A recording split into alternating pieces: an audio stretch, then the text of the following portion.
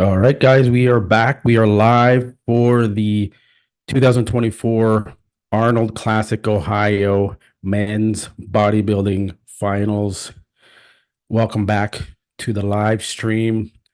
This is the pre-show, and we'll be going over some of the prejudgings that we saw yesterday, and discuss kind of what's going on here, guys, because this is an extremely close show competition, and it's a toss up. It's a toss up between Hadi Chupon and Samson Dauda.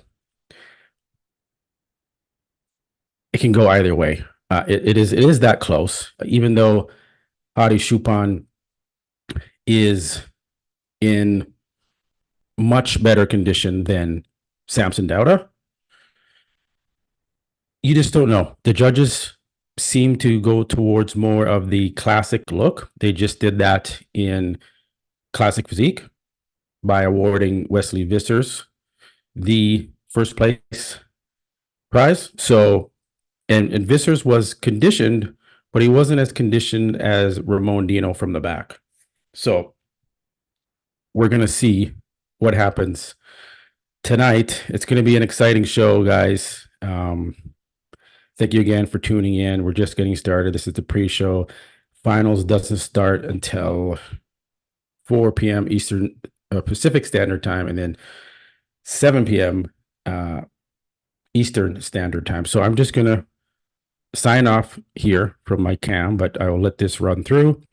Let you guys watch the pre-show, and then once we get into the action, I will jump back on and we will get into this. But if you're just joining us, guys, and you're not subscribed to the channel, please subscribe if you can. If you haven't already, please like, and I really appreciate all of the support and joining us in the chat. The chat was crazy yesterday. We had over 1,800 live viewers in the chat here with Muscle Discord and the community, and we had an awesome time. We had a huge debate in the chat going back and forth about Ramon and Breon and Urs, and then now we're doing this for the men's bodybuilding, and we're going to have that same debate. You got the Hadi Chupon fans and you got the Samson Dauda fans going at it, and it's going to be an intense discussion going into tonight, where is Samson Dauda going to tighten up enough to take out Hadi Chupon? And later on in the show, if you stay tuned, I got some tea on what Arnold himself wants to win the men's open division. He has a favorite, and it was pretty clear last night who that favorite was. I'm not going to say who it is right now. We'll get into that debate later in the show, but it's pretty interesting, and you might be surprised who he has picked that he favors in the men's open bodybuilding division. So it is going to be quite the battle. And then we have third place potentially going to Rafael Brandeo, or to my pick, John De La Rosa in third. My prediction was John in fourth, which it looks like he's probably going to end up in fourth, but we're going to see if he can jump up and tighten up.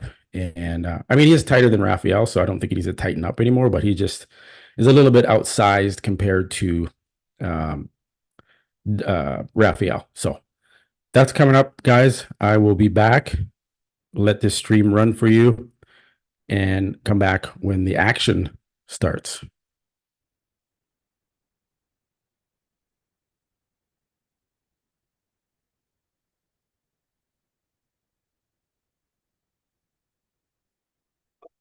This special colored sand that is round home around the panel. Molten metal at precisely the right temperature is poured into the mold. The assembly is on hot.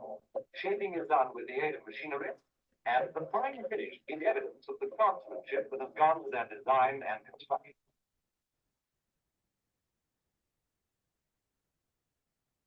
Welcome back to Columbus. Despite what you may have heard, we'll have wellness and men's physique when we continue on. Alongside Janet Leigh, Fouad Abiad, and Dennis James, I am Todd Harris. Apologies for that. Well, it has been a busy week, guys, with the expo. We've all mentioned and we've been down there rubbing shoulders with people, rubbing tight shoulders with people because it has been absolutely packed. And if you had a chance to walk in there, you saw exactly what I was talking about. Fouad, I'll start with you. You have a booth in there. It was tough just getting there and getting you back out of there. Yeah, I mean, there are some celebrities in there, like obviously I don't know, some other major celebrities that have their own security to get through this crowd because they're just not going to make it in and out without being stopped all the way through.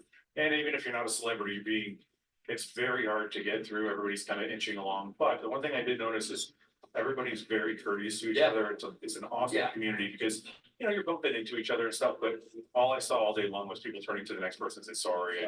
So everybody's kind of really in this together. It's great to see.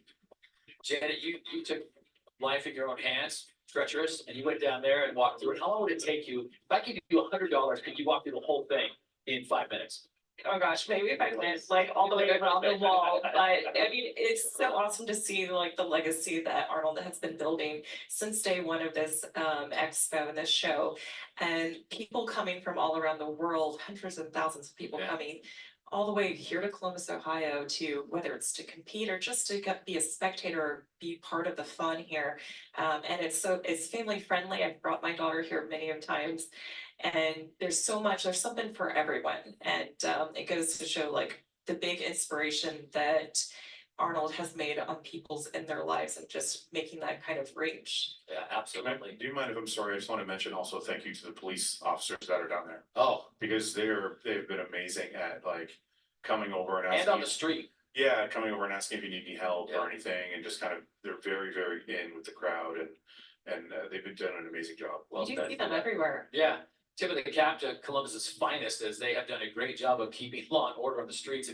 And to Fouad's point, everyone has been so courteous. You have to see, you get people that may have had a few too many beverages, but everyone, for the most part, is very courteous. About some more highlights, let's go to Classic Physique before I promise something I can't deliver. Classic Physique highlights from yesterday. And DJ, this was so good. I mean, there's a lot of surprises, a lot of great posing routines, and great music. Yes, absolutely. A lot of surprises. Wesley Wizards from Holland and the Netherlands came, and I think his life's going to change. Within one show, he will be one of the top contenders at the Olympics this year because he beat two of the top three guys in the world, and I think they were all at their best. So it's not like they came in off and he caught him off guard. I think he was just so good that the world will hear much more about Wesley. Yeah, I think it was you guys did a great job of breaking down why, the who, the what, and I don't know if you had a chance to talk to Ramon afterwards. Was he upset? Did he feel like he got slighted? Or for the fans, kind of like, okay, we can see why they chose. No, but by the way he handled himself, I think he understood. And I will see him on next week. We have him in Arizona. Him, Ernst, his Bumstead. We'll have the whole crew down there, and then we'll probably get some more insight. But no, he did good. He wished him, congratulated him, and no, it was fair. Arnold said something in that interview, something along the lines of, hey, some days it's your days, some days it's not. And it broke down pretty simple. And I think yesterday the judges just saw something in the Dutch athlete that just said, this is the guy. When you have an athlete that comes up and just is that good and you're the reigning champion, it makes you think like, whoa, I need to really step it up, and it makes you go back to the drawing board. What can I do to improve? Because it wasn't that heavy. He was on point, but the athletes stepping it up. You got to step it up. I want to take a look now at the pre-judging for men's physique, and that was something to behold. DJ, start with you. What did you see? What impressed you this morning? Well, Tyron, as we see him right here, I'm expecting him to come in and somewhat, be a contender for his win. But I don't think that he had enough today to place even in the top two. So I could still be wrong because they will still have the confirmation round. But Diego Montenegro was great. We had Vitor Chavez and Mateus Vieira Lima from Brazil, who is probably one of the two fighting for the top spot. Who out of one of the two international targets? What is the main thing that you're looking for in this category as opposed to classic? Well, I mean, the main thing with men's physique guys, I mean, they've gotten bigger over the years, Yeah. sure, but that's not really what they're looking for. What they're really looking for is the illusion of the V taper, which means they want big, round, capped off shoulders. They want the smallest waist they could possibly have. And from the back, they want developed lats, because if you have developed lats and lower back, it creates a smaller illusion of a waist. So this is the V taper that they're really looking for, and they're not really looking at legs in this division. So that's why you see the long board shorts and that, although in the new men's physique rules, they are gonna be looking at the legs. But you see, you see a lot of them wear just half shorts. Right, They already start showing their quads, and the ones that still wearing kind of long, you can see. they're the ones that. Yeah, there's not much legs on They're there, still so- hiding a little bit. Yeah, Let's talk about Kyron Holden. We saw him just a moment ago and during his prejudging, you said you saw him this morning. Don't think he's in the top 3 right now? I know, he could very well be the top 3, I just don't think he's gonna be in the top 2. Because, you know, if you see the top 4 called out, there's 2 in the center, and then moving to the outside, he could be in the 3rd or 4th. And also Chiron has, it doesn't sound like a disadvantage, but maybe, because in this sport, you're almost sometimes judged about how your last showing was.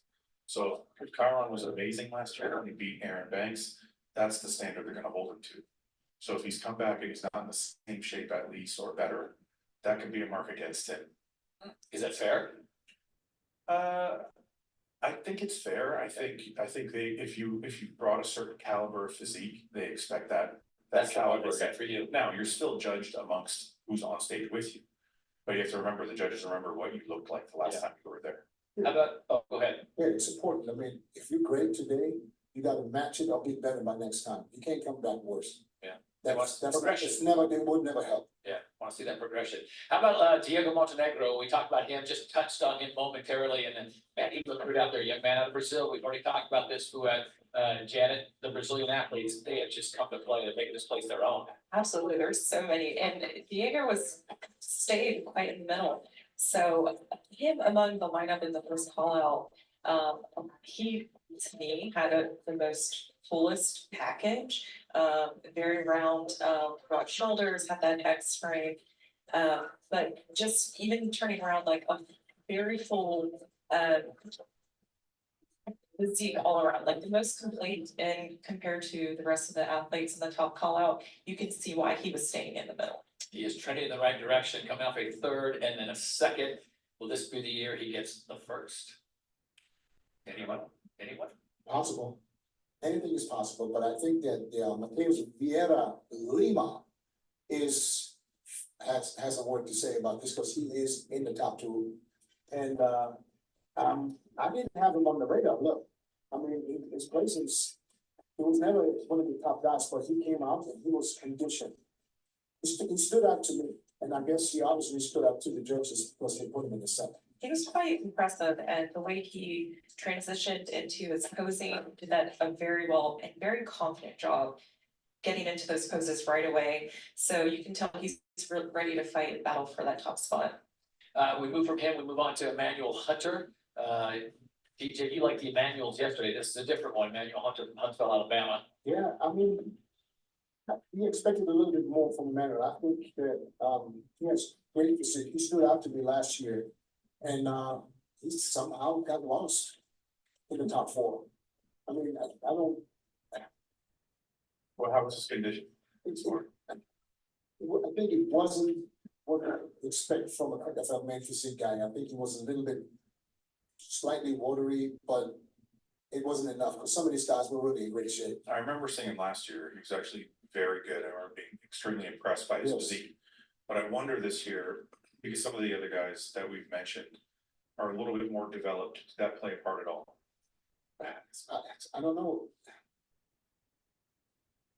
Man physique now compared to a couple of years ago, and I'm saying 2-3 years ago, is a totally different ballgame.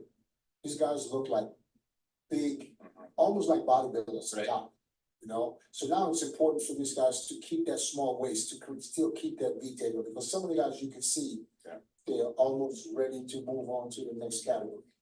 So I don't know, it's a thing, I don't know what the judges is looking for exactly, but if we see some of these guys like Diego Montenegro, who is a fuller guy, Right. if he can win this show, What does it tell you? But I mean, that's kind of what I mean, because Emmanuel Hunter looks like he could use a little bit more cap to the shoulder to kind of round out the physique, and I'm wondering if those are the kind of things that are holding him back, if you include that as well as conditioning. Yeah, possible, yeah. Yeah. Let's talk about Vitor Chavez, the last competitor we'll mention here. He comes in again from Brazil. Came off a fourth place finish, just missed out on the podium last year. He looks fantastic. Yes, very, very muscular. I mean, he looked great this morning. He's definitely in the top four.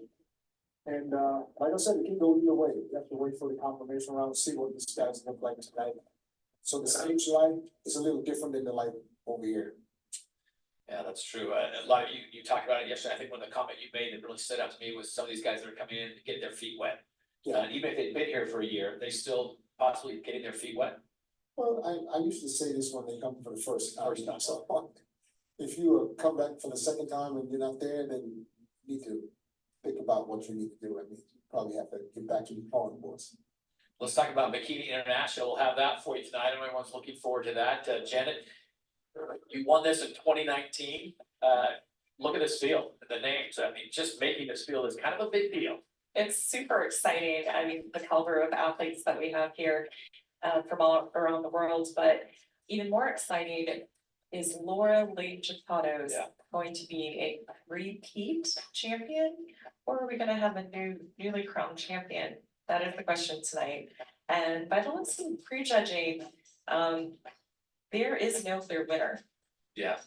And it was looking at apples and oranges, I think, between Laura Lee Chicato's and Amy Delgado, different structures,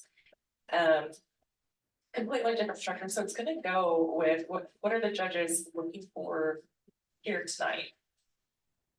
Did anyone come out and just wow you like, whoa? Yes. What? Oh, hey, thank you so much. They all wowed you, but which one? Laura Lee, I think she did enough. I mean, Amy looks really, really, really good. But then again, Laura Lee's a little bit taller, Right. you know, and like Janet said, on screen right now, it's a little different than what we saw this morning. Because we're sitting right in front of the stage, we're looking up. And cameras put a little bit more weight on you. So I think that Laura Lee will beat me.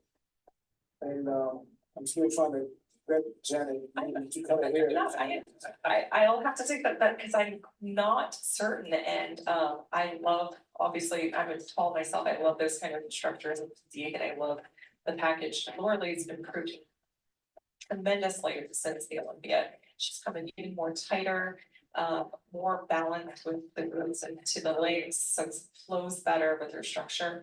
But then again, if you think about the top three of the Olympia, the structures were more similar to Amy Delgado's, that shorter statue, stacking on the muscle, very full, healthy look. And now if the judges decide to go that way, I would have to lean more towards Amy. Yeah, and you know what, Amy, she is, I'm convinced she can win. You know, it's just what the judges like to see. It's just, I think we still have that little bit of champion bonus sometimes. You know, when it's really, really close, and it's like, you know, if you're gonna give it to the champion, we'll see. Yeah. And even based off of the improvements she's made, again, from her last show, the judges can say, wow, like she deserves this title. Yeah. Then again, I'm thinking, well, Amy has such, you know, she has a beautiful, nice athletic look, very full. When you look at her, you think Bikini 1000%. And a beautiful smile.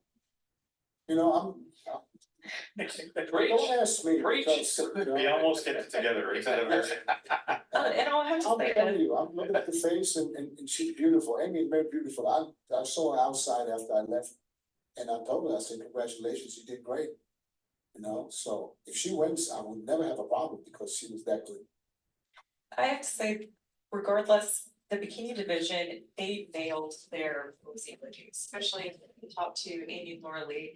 And usually a lot of, you can kind of lean one way to the other, say their posing was a little off, but they both nailed it to a T.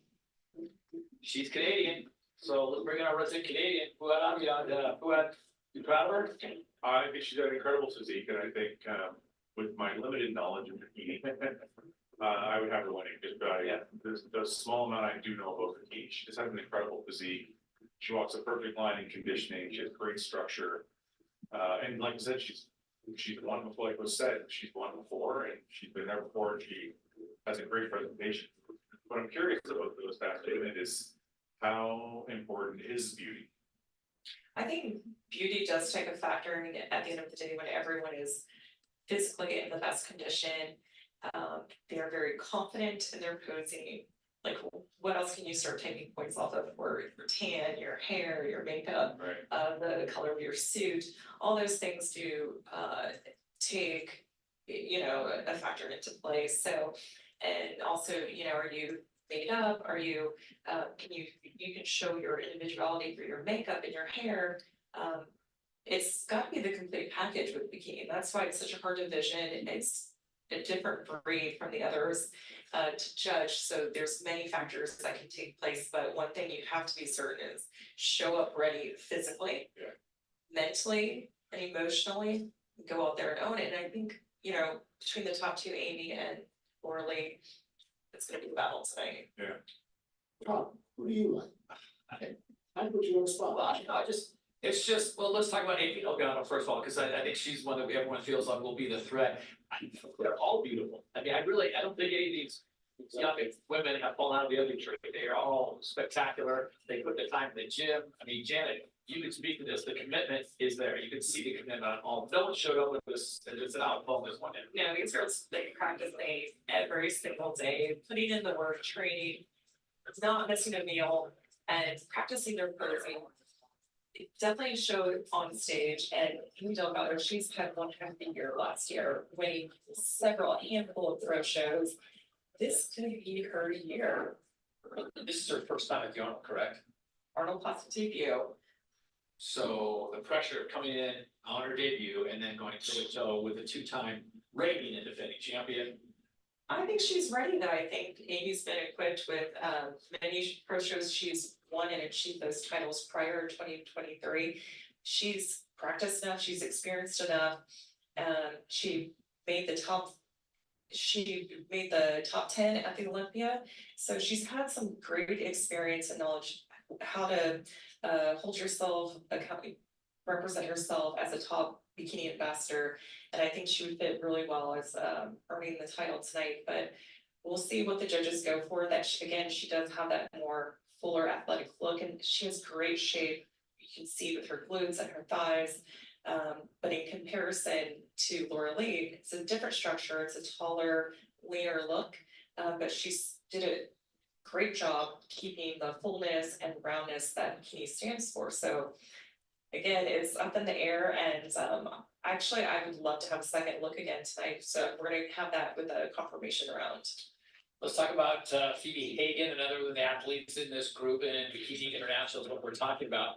Phoebe Hagen comes from by way of the UK and working in West Sussex, just outside of London, coming off some pretty impressive performances, and she's going to step this one, as you say, a complete package. Yeah, she's another tall physique, and she carries muscle very well.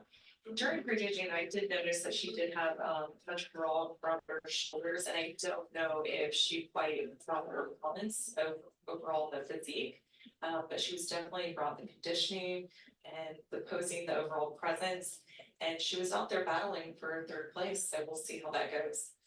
Also, this group, Vanya, we'll see her in the competition as well. We're talking, of course, Bikini International. Vanya, excuse me, out of Murfreesboro, Tennessee, and making her debut as well. Vanya was right up there with Phoebe in the second call-outs. The judges were switching them out for third place. Vanya's physique was definitely a lot of muscle. You can tell right away. It almost, you're not sure, is it too much muscle? Or are we stepping out of the lines of the bikini division? Obviously with bikini, there's very strict, you want to stay within the criteria of having that tone physique, good muscle structure, but not too much muscle where you're going over dipping into figure or fitness physique. DJ, is this something you'd like to be a judge for? No. You have a great appreciation. No, because no. Could you be a judge for that? No, because they all look great. Yeah. They all have beautiful bodies, beautiful faces. It's no, I couldn't judge it. Could you? No, this is one I definitely don't want to judge because it's, you know, a lot of the girls come in with very good conditioning, like right where they need it. A lot of them are, like I said, they're all very beautiful. They all have great presentation. So a lot of it comes down to structure and shape, which is very hard to judge and can be very subjective. So it's like, I don't want to be the guy blamed for putting them on over. But one thing with bikini, it's literally so close. Yeah. I mean, for the audience, you can literally mix match them any way and Yeah. nobody will complain. Yeah.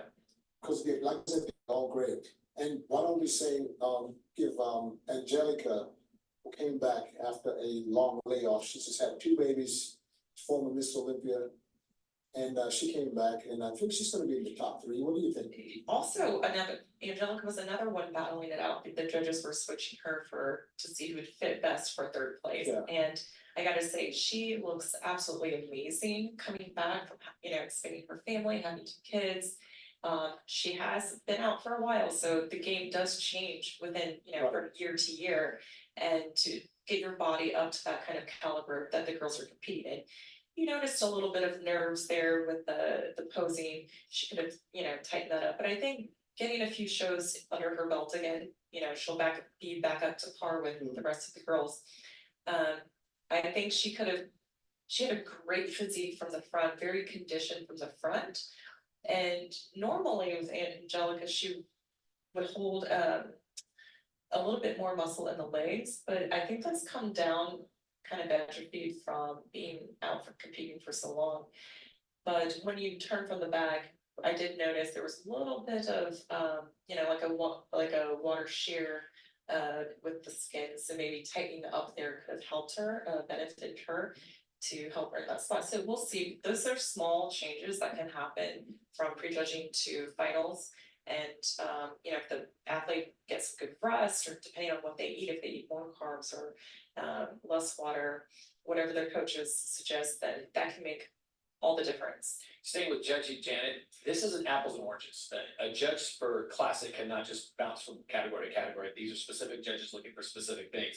And to Fuad and Dennis's point, they don't know if they could judge a group like this. Oh, it's so intense, and our judges in the IFBB Pro League definitely do a great job of right away finding those details within and staying within the criteria. And with bikini, it's so many factors that come into play, and I don't think I could do it. Very tough. We'll see what happens. We still got a lot more still to come. Of course, as we continue on here with the 36th annual Arnold Classic, we'll take a short break. We're getting you ready for the live show, which is coming up at 7 o'clock Eastern from beautiful Columbus, Ohio. Much more when we return to the convention center after this.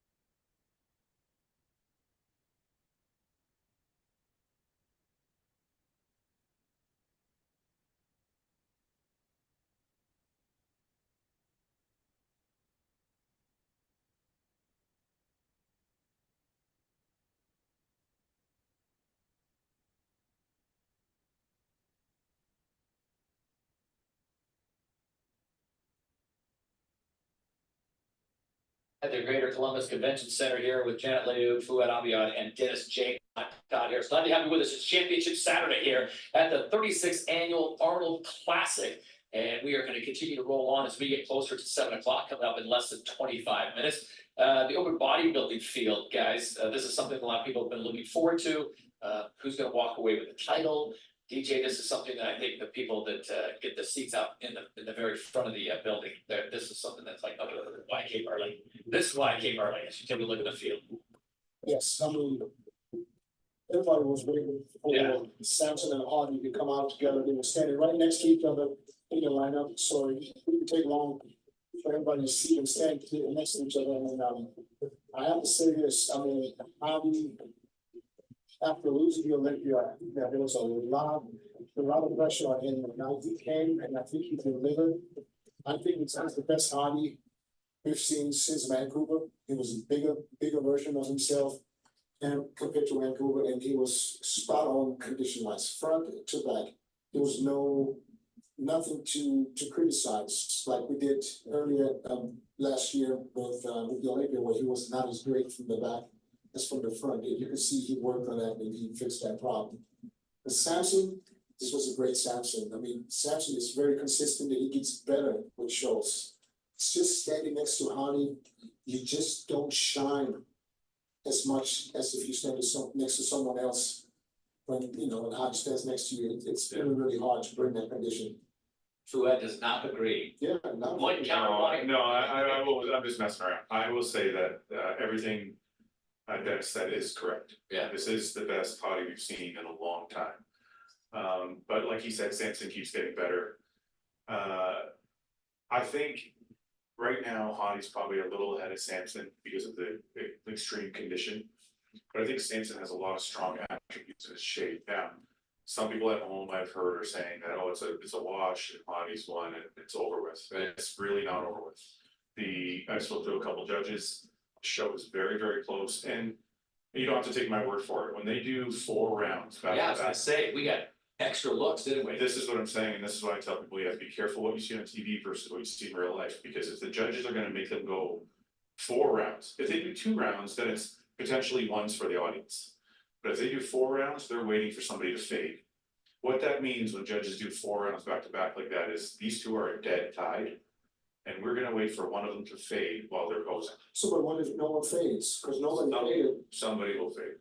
They saw, as soon as you see a crack in the armor, that's your cue. Did you see anyone crack? No, but that could mean they're still tied. Yeah, I don't think they're tied. Listen, I'm not saying, I'm Never not saying they're tied. Yeah. What I am saying is the judges obviously are having a harder time than the public is, because they wouldn't be making them go around 4 times if it wasn't a difficult decision. Yeah. Have you seen 4 rounds like that back to back in any recent history? Not with just 2. That's what I'm saying. So it's like, the last time I remember seeing this was with Hunter and Andrew. Mhm. And they specifically told them they were waiting for somebody to fade because they couldn't decide. Mhm. So I feel like that may be what we're seeing. Jen, this is why you get paid the big money. You're the tiebreaker. Yeah, I think I've got one leaning towards Hardy, I've got one leaning towards Samson. I'm not smart enough to be tell the difference because they both look amazing. My only question would have been, Samson's so much taller, and so standing next to Hardy, is he could get the advantage of he just looks bigger. But you're trained on, what do you feel? Beautiful physique, that beautiful structure, and Hardy is just, he really does shine his physique, and it's hard to not, your eyes are drawn to that kind of physique. I mean, he's so chiseled, conditioning on point, and all these, you see literally every single muscle on him. Is so much detail that, I mean, it's hard not to see that. And, judging, it kind of like when your eyes gravitate to one physique more, I would lean to that one. Yeah, DJ, I think you hit a spot on yesterday. They were so close yesterday, but it came down almost to that presentation, and Hardy's color, if so to speak, just seemed to pop more on camera now. To Fouad's point too, don't believe what you see on camera all the time and you see outside, so it's, And it's sometimes how he creates tremendous illusion. Yeah. And I believe, this is my honest opinion, that if Hardy would have looked like he did last night at the Olympian, he would be here as a 2-time Mr. Olympia. I agree with that as well. I listen, like I said, I don't disagree with Dennis that Hardy is probably in the lead right now. My only point is that it's much closer than people think. and it's not over. No, it's definitely not over. So if you're Samson, what can you do to swing in your Look, favor? I think a major thing that people are waiting for is for Samson to show that dry, conditioned appearance.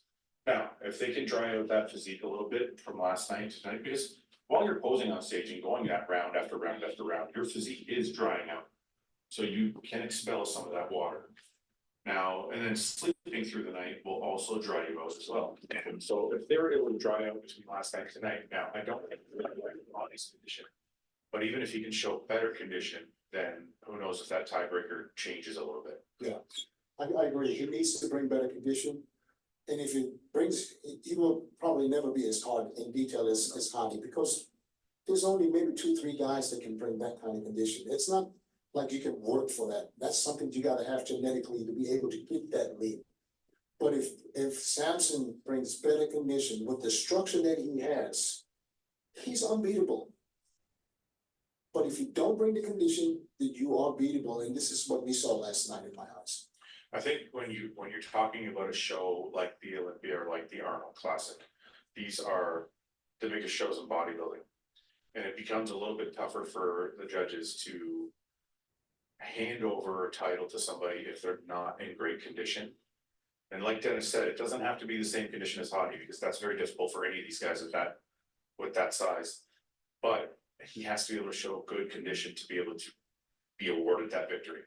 Yeah, it definitely would be earned, whatever happens tonight.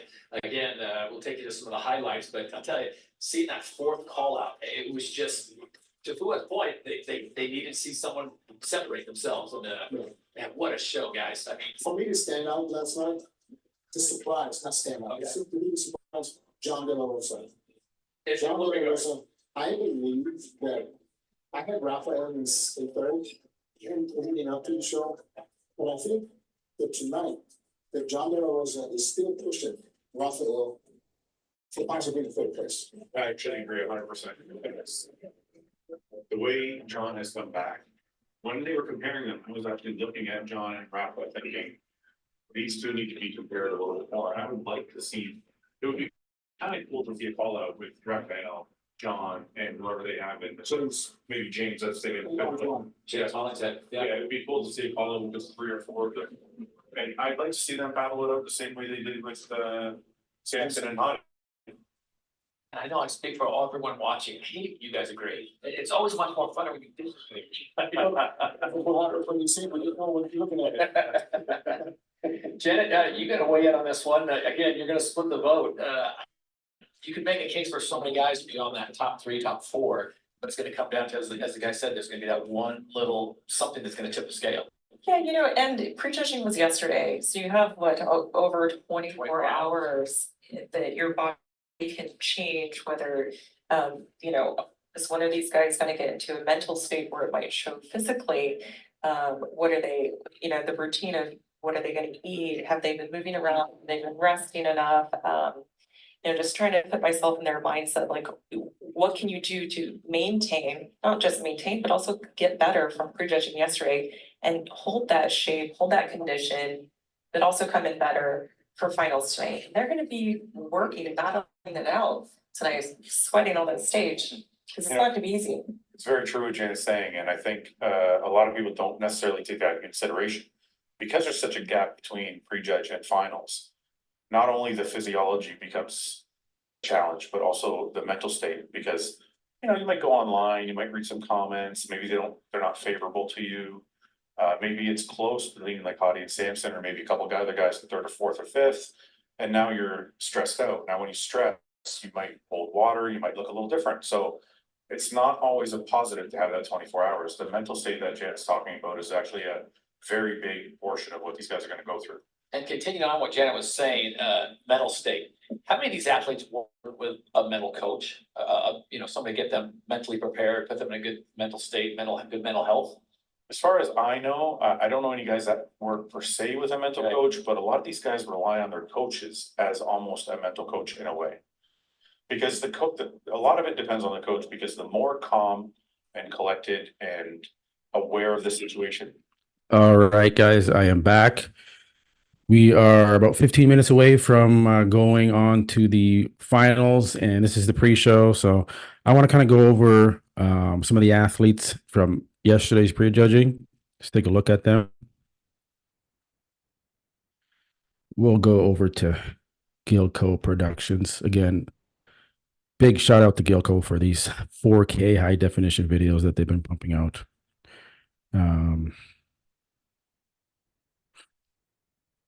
Let's see.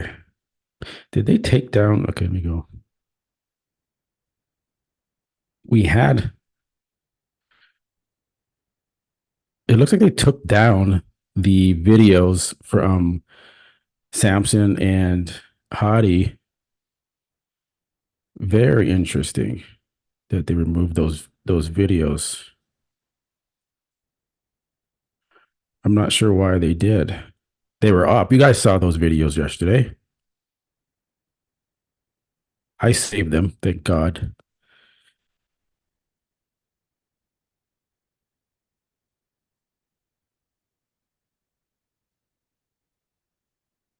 That is crazy that they took those videos down.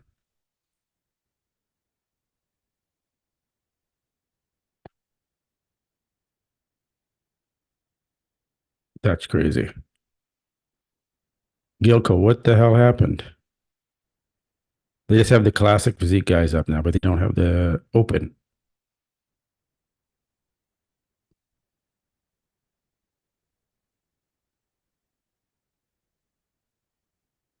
Okay, one more round over to Gilco. Just like, did I refresh this or something? What's going on?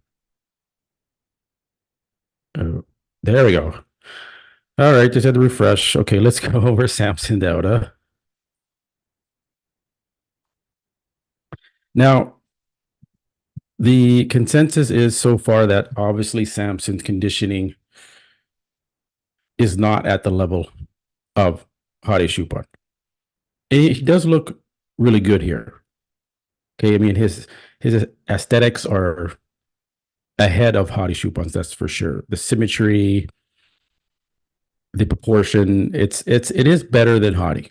At least we give Samson that. He's a good poser too. But right here, when he turns around, you can see that the glutes and the hamstrings aren't there. It looks a little watery and soft in the back. The lower back isn't shredded, is not dried out that it needs to be. You remember Ronnie Coleman pulled back his lats like that and went to a rear lat spread. There would be striations, deep striations in the lower back there. Flex Wheeler could do it. Sean Roden could do it. Jake Cutler could do it. Samson doesn't have that yet, right? And with Samson, it always looks like he's holding a little film, a little layer of water. I don't think it's a body fat issue. It's more of a he still can drop like 5 or 6 pounds of water. He just needs to dry out. And if he was able to do that, and he maybe, I'm sure that's what he's done over the past 24 hours is drop some more water. And so we're going to see. It's not a closed door for Hadi Choopan just yet, right? He's more conditioned, but Samson's shape is so good. And if Samson comes in drier tonight, don't get it twisted. They would give it to Samson over Hadi because they'll say, "Oh well, Samson came back tonight and he looked tighter and he's more conditioned tonight," and they'll give it to him, guys. Like, look at the glutes and the hamstrings again. It's almost there. He just needs to just dry it out back there a little bit more, and he could be Mr. Olympia. I still think he needs a little bit more back thickness and width to the lats because when Hadi Choopan does the rear lat spread, it's wider than Samson, even though Samson outweighs Hadi by like 30, 40 pounds. So he's given up some of the back width to Hadi. So let's take a look at the wolf, the Persian wolf. Hadi Choopan. Guys, if you're just joining us, thanks again for joining in. And please get involved in the live chat. Give us your thoughts. Who do you have, Hadi or Samson winning? Please like and subscribe if you haven't already. I really appreciate all of the support here, guys. It's the community, and we're in this together. So we're going to have fun watching this tonight. Hadi Choopan, without a doubt, destroys Samson Dauda in the conditioning department. Look at the obliques. it's ridiculous. From the back, the hamstrings and glutes are good. They're not peeled like a Derek Lunsford peeled, but they're there. They're good. When he hits the back double bicep, he has a little bit of thick skin on the back too, right? It's not paper thin skin like a Phil Heath or Ronnie Coleman has, but it's good. It's better than Samson Dowd in my opinion. The side tricep, beautiful shot, and no one can touch him on the front shots. The chest, the abs, the quads, just on another planet compared to Samson Dowd. He's got the vacuum. He's got the obliques are just ridiculous striations. You can see all the fine detail. The water is gone. Vacuum. Look at that vacuum. Okay, there's like, in my opinion, he should win the show. He came in shape. He has the physique. He's top to bottom ready. And I think a lot of the fans are going to be upset if they give it to Samson over Hadi. And it's going to be some damage control in the bodybuilding community if that happens. It's not going to be good. And yeah, we could talk about, Samson Dowd. Why does he stick with Milos? Why? Who else could he go to? He could go to Patrick, who trains a lot of top pros. He's also training John De La Rosa, who we're going to talk about here in a little bit. And he dries them out. You can dry out a bodybuilder. You can do it if you know what you're doing. And you saw Horse MD, who's trained by Milos, looked watery. Raphael, let's take a look at Raphael. He's right now in that third spot, potentially. Maybe De La Rosa can knock him off. We'll see. But I think Raphael has just a little bit too much size over De La Rosa, and he probably will keep that third place position. Guys, if you're just joining, I'm seeing more and more people are joining into the chat and on the live stream here. So we will be going to men's finals bodybuilding. You got men's physique. We got bikini as well. That's going to come in at 7 p.m. Pacific Standard Time, 4 p.m. Pacific Standard Time, 7 p.m. Eastern Standard Time. So whatever time zone you're on, that's the time that we will be going into the finals and the awards. That is coming up right now. This is just the pre-show, and we're just discussing the athletes here for men's bodybuilding. So yeah, Raphael looks really good. I really like Raphael's physique. It's fresh, it's clean looking. He doesn't look tired. The physique is well put together. He can still even add on more muscle tissue. He's got good symmetry. The conditioning, when you see here from the back, again, he's kind of like Samson Dowd. He's kind of got the blurry, kind of watery backside. The glutes are almost there, but just not quite. And it seems to be a theme with Milos's athletes. And it's like a trend for his, even Regan Grimes, same thing. They got a film of water. They're not dried out. When if you could imagine if Raphael was dried out, he could push Samson, right? I mean, it's ridiculous. So I don't know what's going on with Milos's athletes, but something's got to give at some point. I'm going to say it now. I think one of these guys, either Horse MD, Raphael, or Samson Dowd, is going to leave Milos at some point here. Put up or shut up Milos and get these guys in shape. Guarantee you, if these guys are with Hani Rambod, next level. But unfortunately, they're sticking with Milos for some reason. So,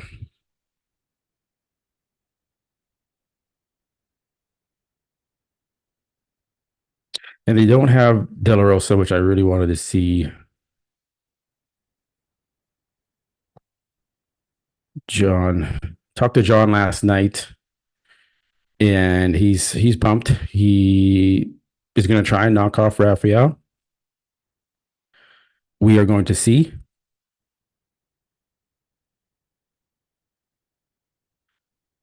But so far, as in my predictions, I have De La Rosa in fourth place. He's so complete. The conditioning was spot on for him. His best conditioned look ever in his career, I think. Glutes were in. He had some of the most peeled glutes in the whole lineup, in my opinion.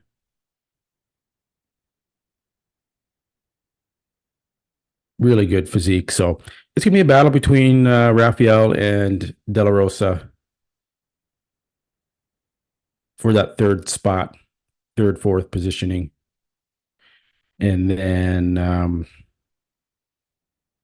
we got James and Antoine battling for that fifth spot. And then it looks like Akeem will come in that sixth position. And then Mo Shaban in seventh.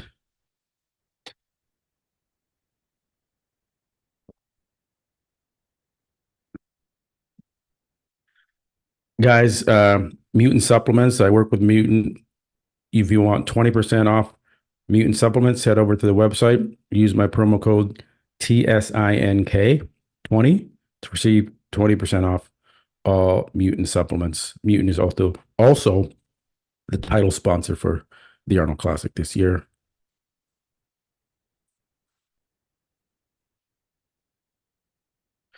Yeah, I agree. I think Antoine looked better than James. James' structure is still an issue, and that conditioning. Not so much the conditioning; it's the water. The water kills a lot of these athletes. They really just don't know how to get dried out. It's a fine balancing act when you're dropping water. If you guys don't know, which you probably don't, the majority of you, I'm a two-time Canadian bodybuilding champion in both bodybuilding and classic physique. And so I've been there, I've been on stage, I've gone through the grind and had to drop water and dry my physique out. And it's tough to do, but it seems like a lot of these guys just don't want to go to that extreme level where you're dropping that water, because it does flatten you out, and sometimes it's hard to fill back out, and they want that big full look, and they're afraid they're going to lose it if they drop too much water and they deplete too far down. And so I get it. It's a lot harder with the bigger athletes too. Does Mutant have any? What does that say? Can't see. The thing is blocking it. Why no comments about Milos, Ahmad? What type of comments about Milos? I just went on a big rant about Milos. Horse MD. Yeah, they have Mutant Test. Great product. Highly recommended. Horse MD, I think what I saw today in his stories is he's trying to dry out. He knows he's holding too much water. So they are working on Horse. Horse could be in last place, right? But if he dries out a little bit more, he could jump ahead of Mo Shaban. And, maybe even, I don't think he's getting ahead of Akeem. I think Akeem Williams is going to come back drier tonight.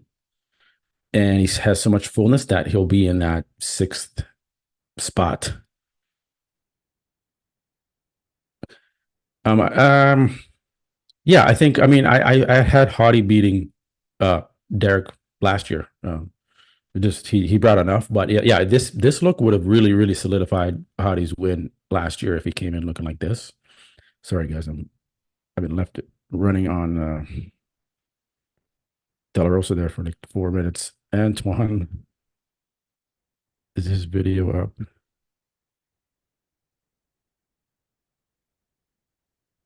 Take a look at Antoine. Antoine's physique, it's a little choppy. Yeah, there's some gaps. I like to call it gaps in the physique. He's kind of got a long torso, and the lats are high up on his torso. And then his midsection is kind of wide. And he's kind of got funky abs. and his arms are still a little bit down, undersized for his quads. Um, and his tan was completely off. He looks like a weird color on stage. So unfortunately, Antoine missed the mark.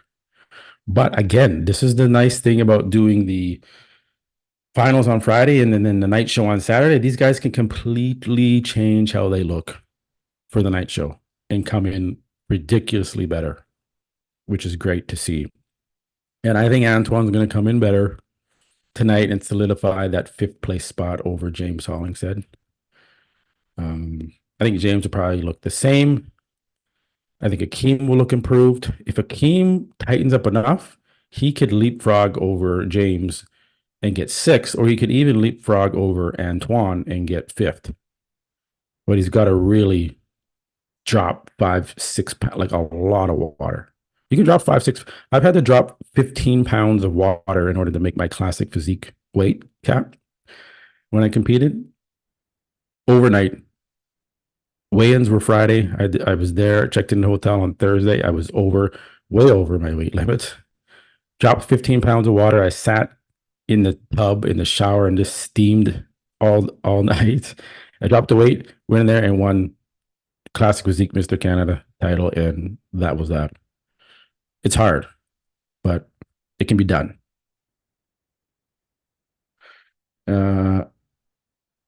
Questions?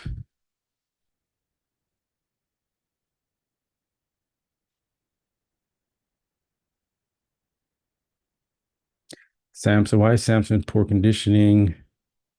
Samson looks a little bit off. What time is it? Okay, let me check the live stream, guys. Sorry, I'm getting here distracted. All right, they have the wheelchair division on.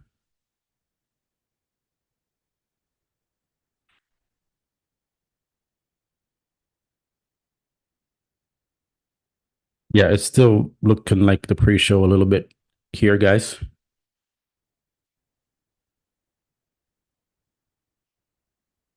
Yeah, so we will continue to talk about some of the athletes. Let's see if we go back here. There we go. We got some footage here of James.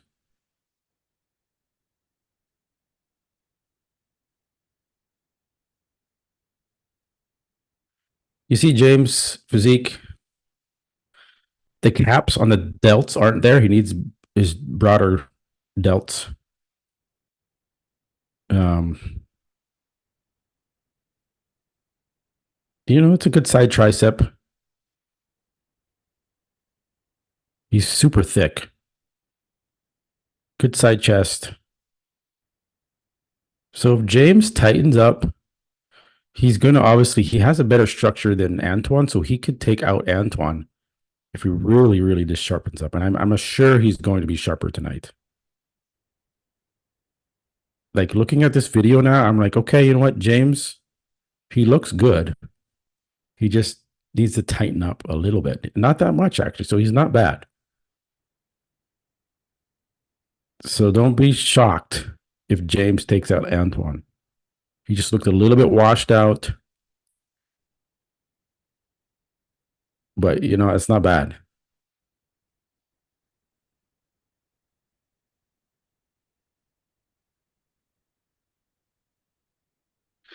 Douglas, Antoine has a nice shape. John owns Raphael B in the back, double bicep. Wonder if he can edge out him for third. Had he improved his back and has come peeled. Maybe, yeah, this could be the best ever hottie we've seen.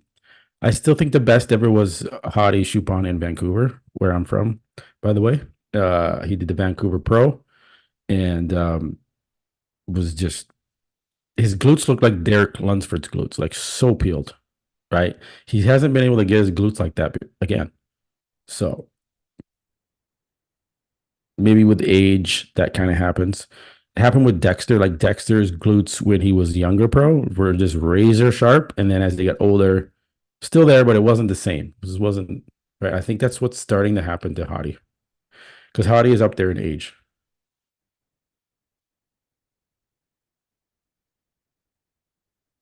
Okay, let's go back, guys. Good. You guys want to watch this? The little preview? What are they doing here? Talking about Arnold?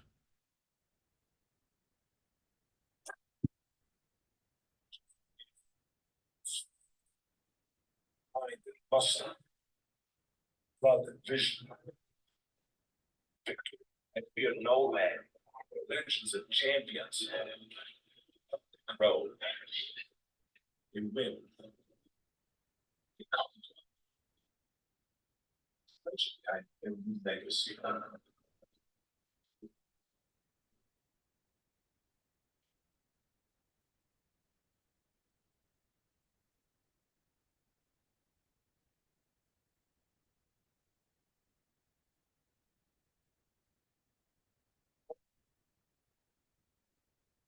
At this time, please stand for the singing of the national anthem, performed by Dr. Yvette Diva Williams.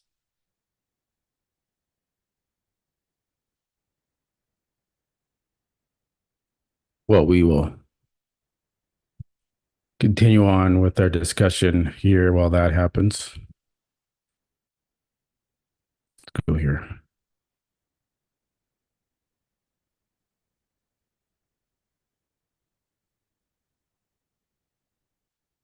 Yeah, it's just they're just starting off the show.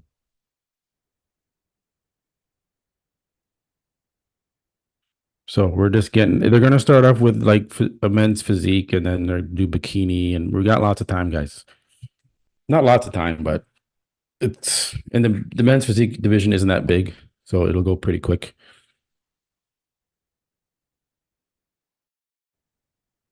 Samson versus Hadi versus Raphael. So you can really see Hadi has pretty good symmetry, right? Like the waist goes in nice. The quad sweep looks good here.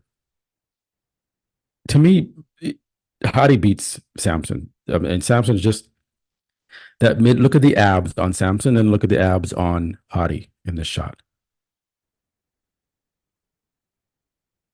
So, right?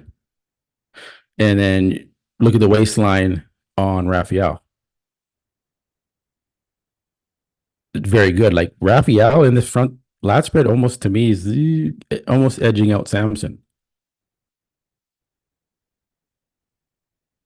So it's close. Let's see what else here. Most muscular. Who wins this shot, guys? Samson winning this one? Hadi? Or Raphael? I think we know who's winning that one. That goes to Hadi. Samson looks good. If he was dried out more, he would be dangerous. So that's 2 shots for Hadi so far. Side chest. Hadi Chupin wins this. Raphael looks very good. I'd almost give the second shot to side chest to Raphael because he looks very symmetrical here. Samson looks good too, but that midsection on Samson, it's getting a little out there, but he looks good. Okay. And then when they all do the kind of the oblique thing here after the side chest, who has the best obliques? Who wins that shot? It's not a pose. It's not a mandatory pose, but it's just that they do it. I would give that first to Hadi, and then I would give Raphael, and then Samson on this one. Back double bicep. So Samson is massive. He's very dominating with that pose, and it looks good on him. Hadi looks good. I think Hadi should extend his arms up a little bit. He's kind of crunching them down. Maybe that's just where they finished off the photo and he's, transitioning down a little bit. See how Raphael hits that back double bicep where his arms are higher up? That's how Hadi should be hitting that pose to accentuate his back more. But again, this could just be the moment in time they captured this photo here. So whatever. But who wins the back double bicep shot? All right. Let me just crunch back over to see what they're doing, guys. They're just killing time until let's see what Bob's saying. Of course, a former multiple. All right, let's watch this. Champion. And we'll find out who takes home that much coveted bronze Arnold statue with the big boys taking the stage in just a bit. To start off tonight, none of this would be possible. Hello, everybody, and welcome to Columbus, Ohio. We're excited for Championship Arnie's on. the 36th Annual Arnold Classic, and of course, we're happy to have the 38th Governor of the great state of California, Governor Schwarzenegger. Welcome. Championship Saturday is always a special day, a special night. What are you looking forward to tonight? First of all, I want to welcome everybody to live streaming. I mean, this is going to be really fantastic. So far, we have seen a really great battle in the pre-judging. And also this afternoon, I mean, it's like obviously it seems to be a battle between Hardy and Samson. But of course, all of them are in great shape, and you know, they're very defined, they're big. Their posing was excellent and everything, so I'm really looking forward to the outcome. It's only March, but you've had a big year already with your Super Bowl commercial, the Arnold Classic. I want to go to your book, Be Useful, because I really enjoyed that. You had a chapter in there called Sell, Sell, Sell. Is this the culmination of what you were trying to say? Embrace the sport, get it out there, get it to the media, and work with them? Well, it's obviously working because this year we were #1 with our TV series with FUBA. We were #1 with our, you know, documentary, with our book, you know, Be Useful, and you know, even with our commercial, and now with the Arnold Classic. I mean, this is the #1 bodybuilding show. We've had the most people today at our expo. I mean, it was really spectacular. The World's Strongest Man competition was sold out. The World's Strongest Firefighters was sold out. So there's tremendous excitement. So I'm just looking forward now to this battle of the giants at the Arnold Classic. The Arnold Classic, of course, brought to you by Mutant, and the live stream, of course, brought to you by buildup. All right, Governor, before we let you go, you've got a lot of people that want to interview you and talk to you, and you have awards to pass out.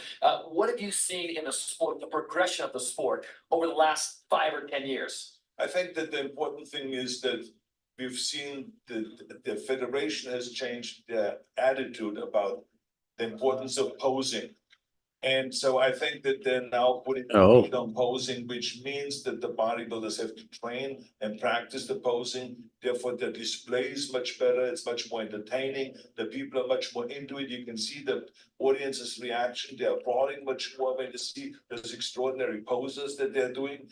I think they've also taken it seriously to do the vacuum, not just to do the abs, but to do the vacuum and to show that also. So I think that overall they have improved. Bodybuilding has improved in the last 10 years. And final question for me, and then I'll let these guys have a chance. How flattering is it for you when you see someone come out and put together a routine based on a movie that you were in? You know, Predator yesterday with the art out there, and it's really an homage to you that they put that much time into it, all the way down to the costume.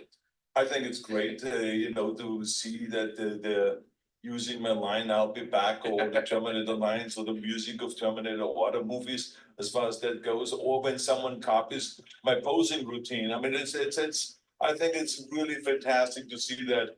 And like I said, they're doing a great job with their posing. Arnold, my question is about the show itself, and you as a bodybuilder doing so much for the sport. After over 3 decades of having this show, do you still have as much passion coming to watch as you did when you first started?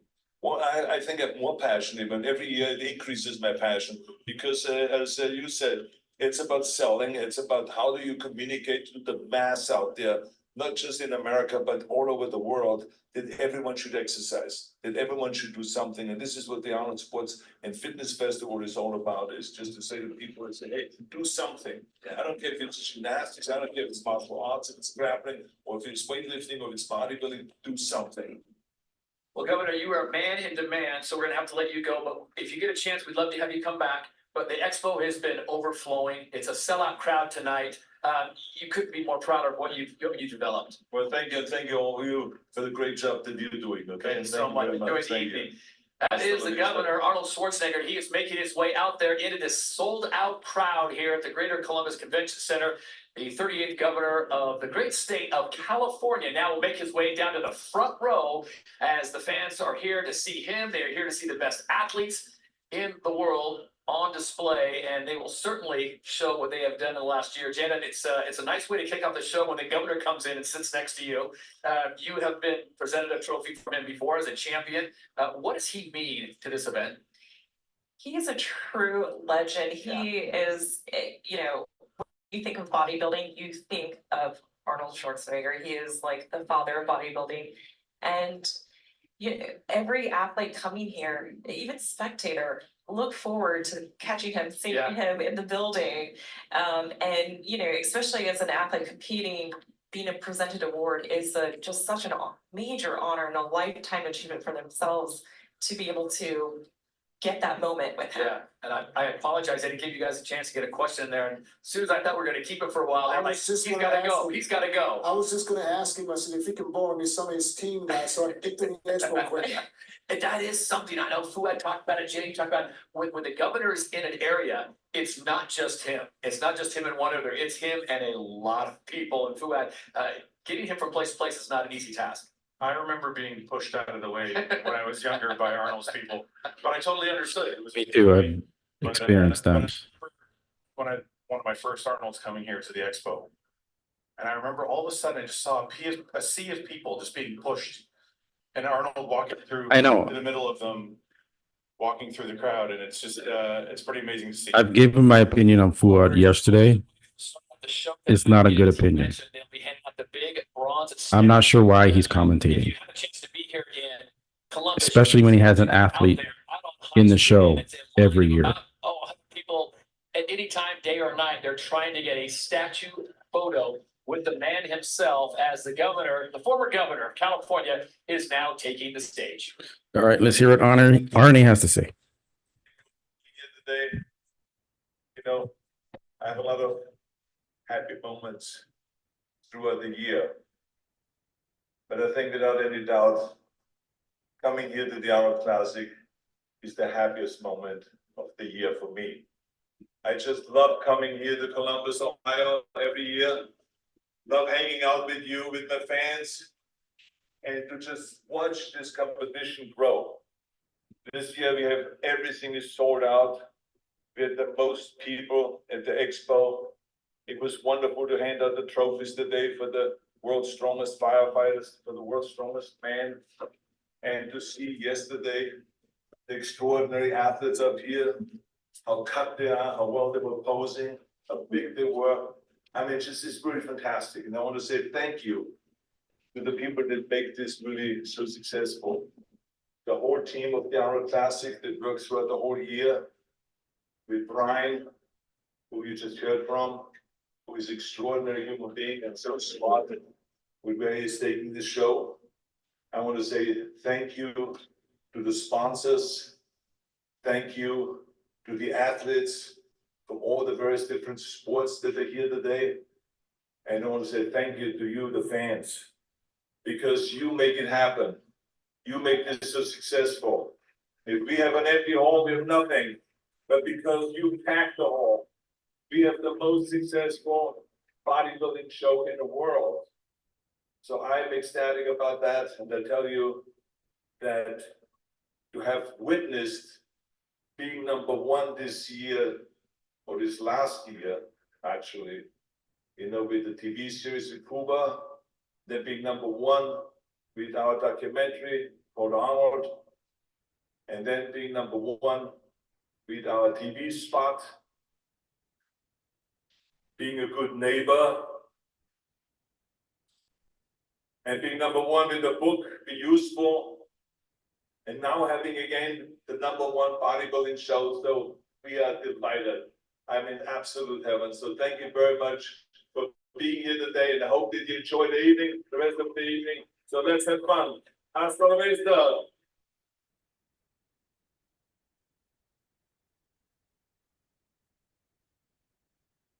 Only one Arnold, the only ever will be one Arnold. Fantastic. Well, folks, we're ready to get right to it. The big boys are going to be starting off here tonight. You saw a great prejudging right here on this stage last night. Not just a two-man race, but you saw some great physiques also up there fighting for the title.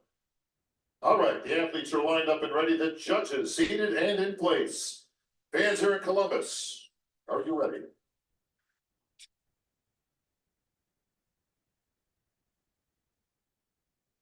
Decent, good warm-up, but you know we got to do things here, folks. This is a worldwide broadcast, folks. Don't embarrass me. Gotta be a little bit louder than that. What do you want? You want the big over the top intro? Is that what you're looking for, folks? Fair enough. Good to see Arnold, right? All right, here we go. Oh, ladies and gentlemen, boys and girls, bodybuilding fans of all ages, especially all the sexy people right here in Columbus. Are you ready?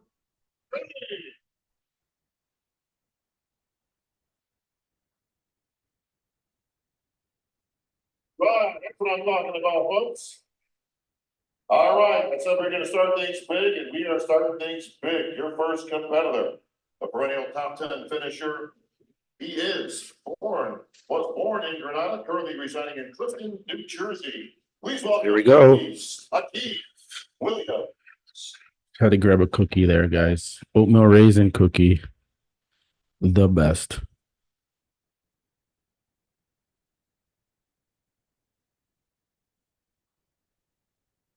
Here in Columbus with Akeem Williams taking its center stage. Silhouette. I may have to turn it down because the copyright for the music, guys. Let's see, did Akeem tighten up? Right off the bat, it doesn't look like he did that much. We'll see. We'll see. Maybe he did a little bit. Okay, let's wait till he starts hitting these poses. Yes, he has tightened up. The quads feathered more now.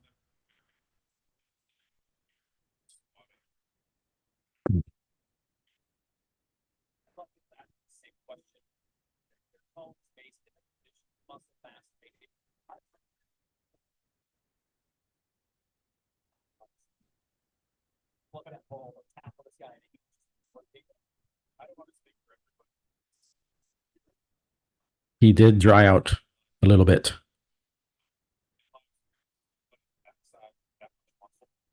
We'll see when he turns around. All right.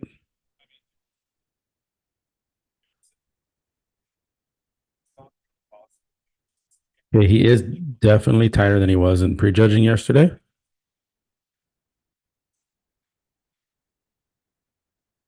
Can he leap ahead of James and Antoine? That's what we're trying to watch here. Okay, he's pumped. Arnold's impressed. He gives the nod of approval.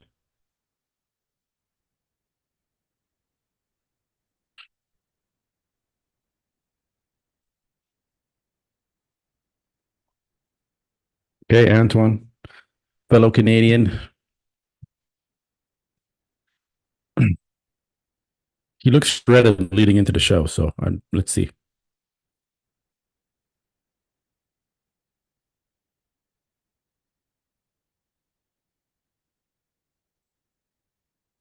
I can't play the I can't play the music because of copyright, so I got to keep it kind of silent.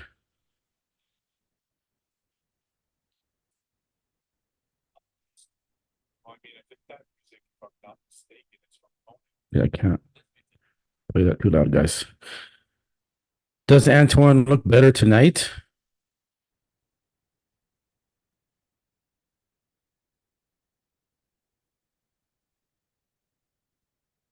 Yeah, it's copyright, unfortunately.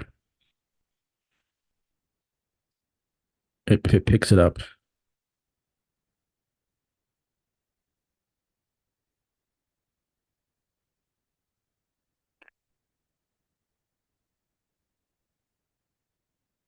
It looks good.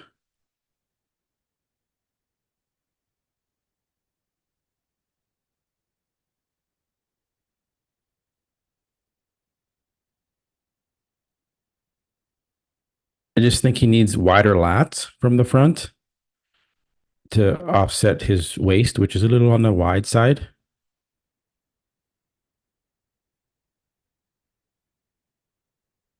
Little thin, little narrow in the back there. That's a good pose for him. Let's see, the glutes are tighter, the hamstrings are a little bit tighter tonight. But you can see the weakness in the back there. But he looks great.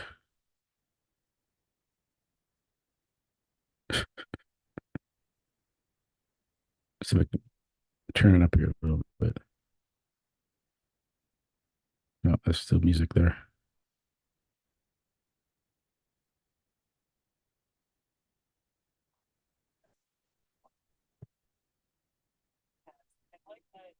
Yeah, Antoine's calves are some of the best in the IFBB Pro League. What do you guys think? Did Akeem look better than Antoine? I kind of liked Akeem's physique better. It was a little bit more fuller and complete.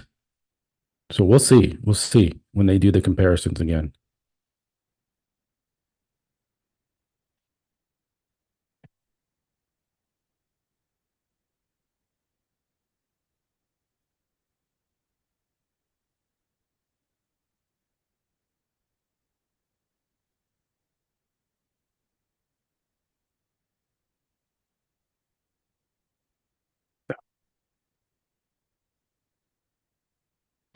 Great to see Ian up there representing Canada.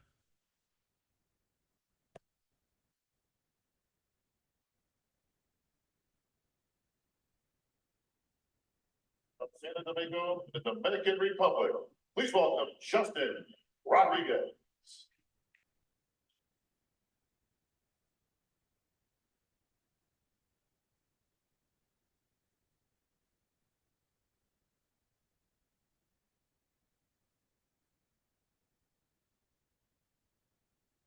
Be right. All right, let Justin tighten up.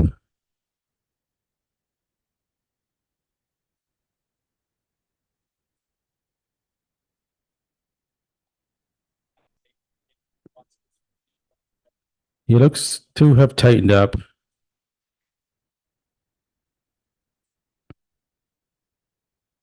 The thing I noticed about his triceps are pretty much deteriorated away.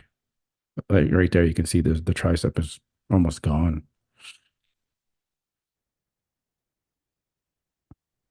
But he does look better. He looks harder and drier.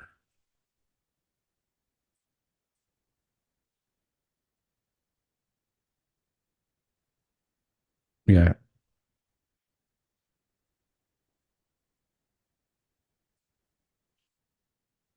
That's one name I forgot to mention. So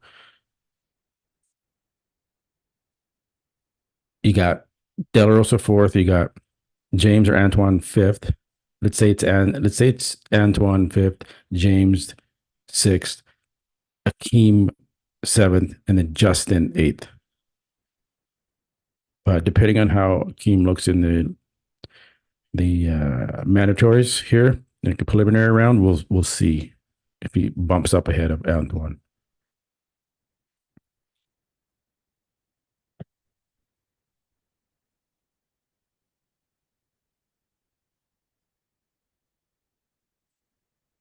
Good job, Justin. I know he's been working hard to get back to the stage and get back his physique where it once used to be.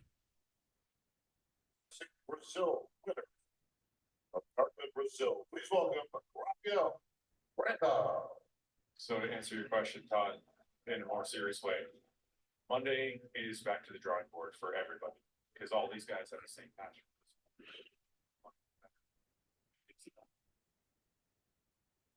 All right, let's see. Did Raphael tighten up? It's all about tightening up.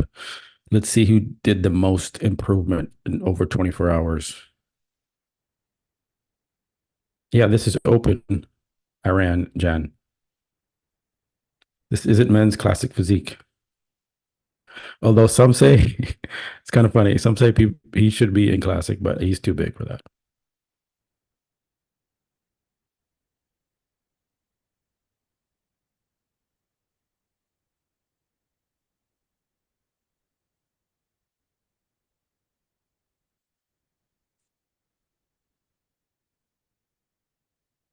Does Brandeo look improved?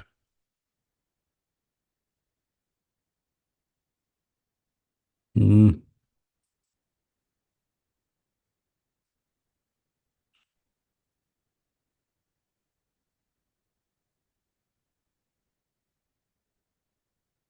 he looks good. I really like his physique.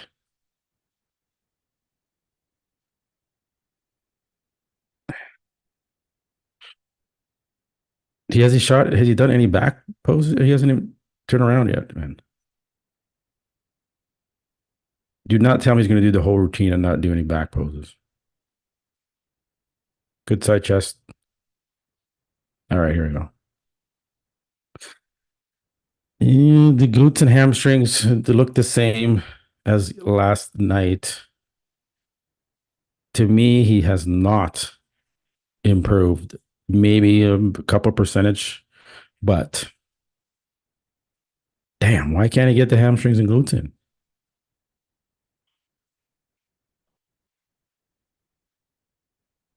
And sorry, I did make a mistake there. He is not coached by Milos.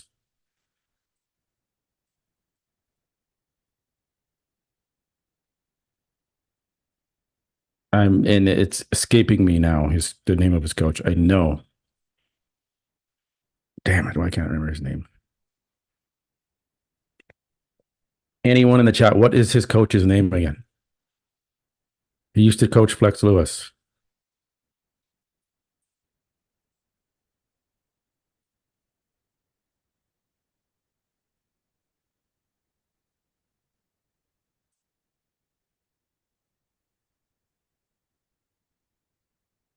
Yeah, he does. He does have some similarities there.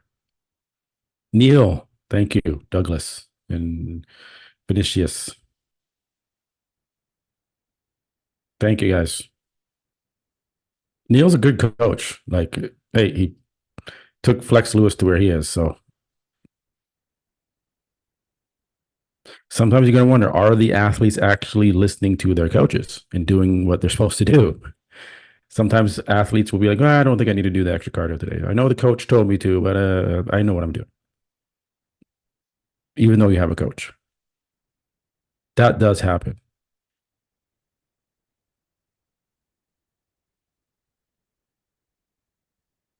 John De La Rosa, let's see if he has improved. He sent me some photos. It did look like he did.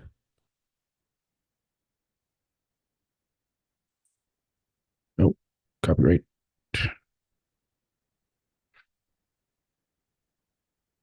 So they're just doing the routines. They'll probably do some, call outs, and then they'll go on to men's physique and bikini, and then they'll bring the guys back at the end and do the awards.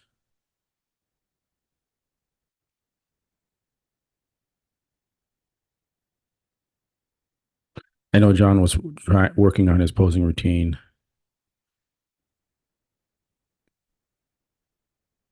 Looks good.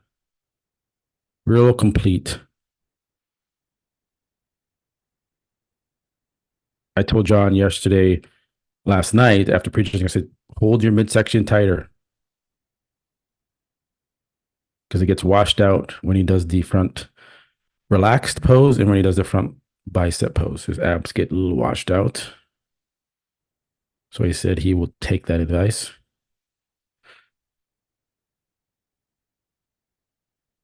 I think John should be holding his poses a little longer. He's going very quickly through them.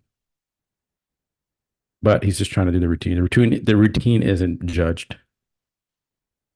So, but you can get best poser award if you do a good job. So it does pay to do a good posing routine. Literally, it pays.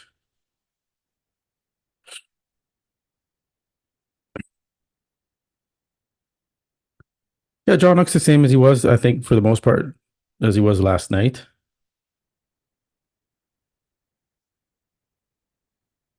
You can see he made an effort into getting a routine put together.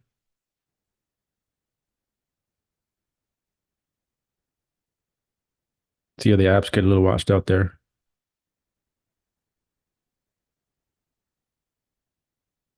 But great to see John De La Rosa back here and, still doing it. I think John's 38 years old.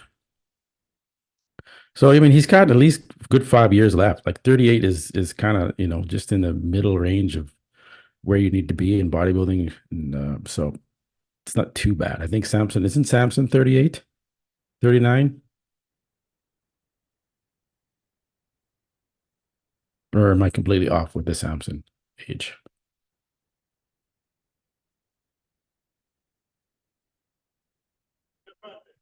Arnold Classic Champion. All right. Nigerian residing in the United Kingdom. Please welcome Samson Daouda.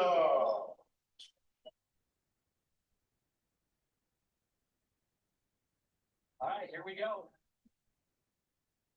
Comes right after Samson. This is the big one, guys. Did Samson tighten up?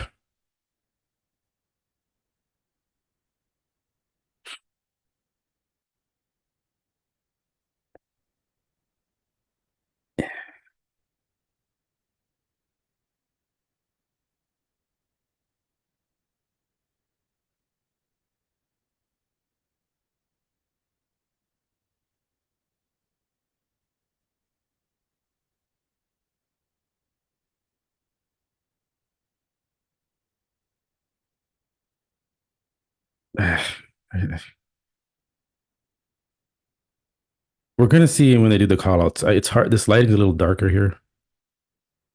I think he is a little bit better here.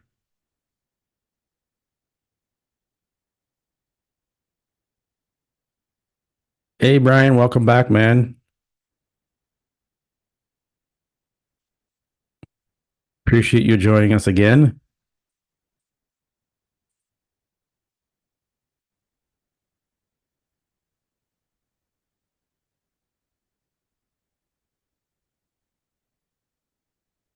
Nice.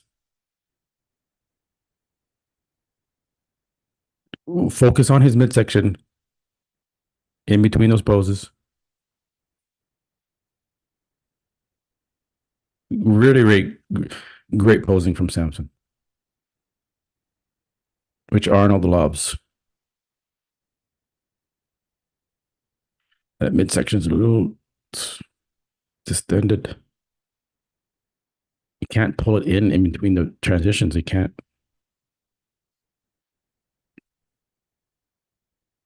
Yeah, the midsection.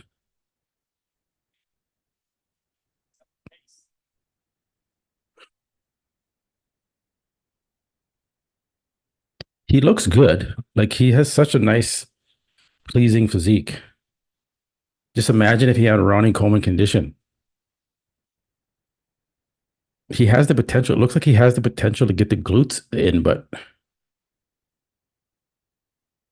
it just always looks like he needs another 2 or 3 weeks of dieting.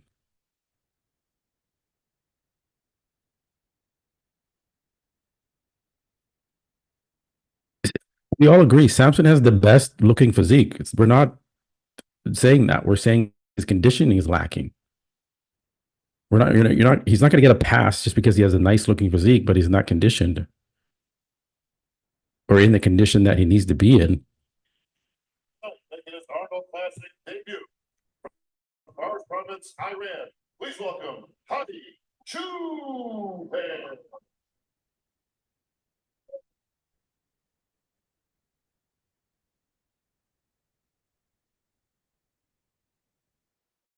All right. Is it possible for Hadi to get tighter? We'll see.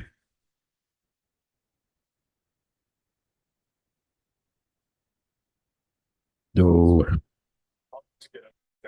he's excited. That's good.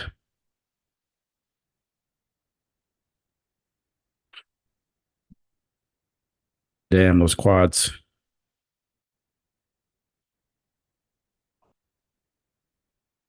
Wow.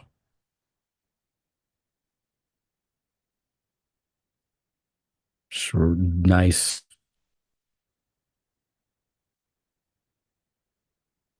Hitting those classic shots for Arnie.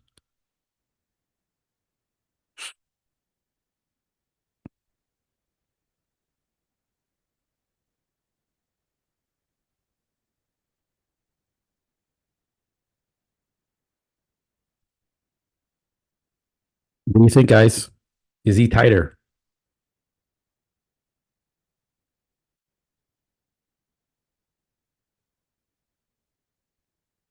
He does. He is. So Fuad just said he looks bigger and harder tonight. Jesus, it's ridiculous. Now the more he poses, the more it starts to come. Look at that. He's a freak.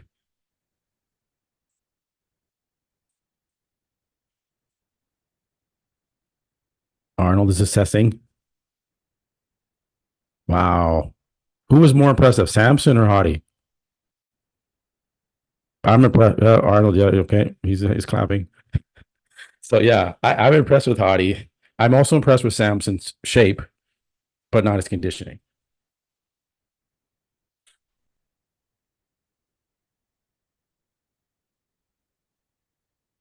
Yes, Hottie controls his midsection well. It was a much shorter routine from Hottie versus Samson. Samson took like 4 minutes up there. Did James tighten up? Still looks a little soft back there. And don't like his tan looks a little, because the leading up to the show, the pictures he was posting, he was dried out. And I said in my prediction show, he always has a problem with on stage. He looks watery. He looks like he's spilled over. And what did he do? It looks exactly what I said. So I said, I think I had him in the 6th position.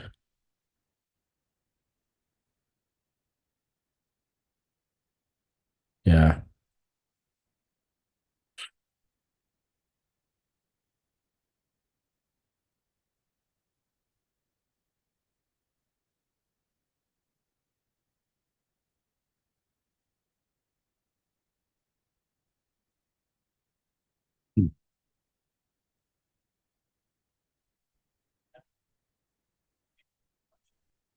Guys, I was impressed with Hottie. I was just like,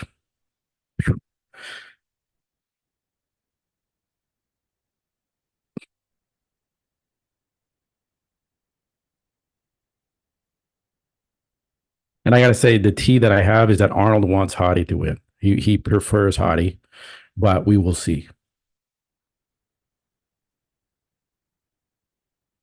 Dave Palumbo, RX Muscle says, without a doubt, Hottie Chupon's winning. Dave was right there in the front row, said it's complete. The video doesn't do Hottie justice.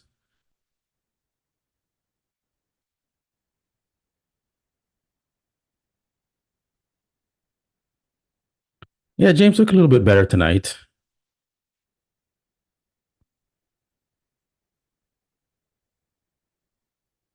I've been to James's gym. I've trained with him, like actually worked out with him.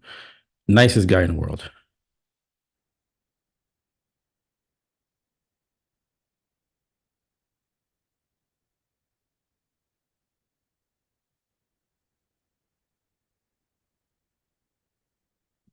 It's just that midsection, you can see when he hits that front double biceps, a little bit, a little bit thickness there. That's from all the heavy ass training and weight and putting on that muscle. When you build muscle on your physique, it goes everywhere. It goes to your midsection too. You take growth hormone, you take all that, your internal organs grow as well. And then it starts to protrude your midsection. And unfortunately, you can't get around that. Insulin, all that stuff, man.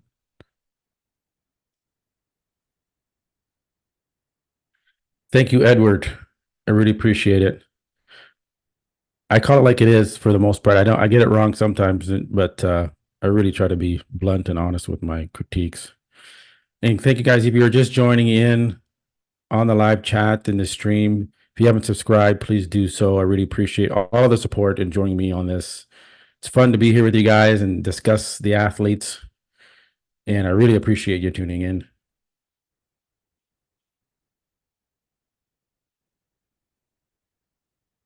All right. Marcella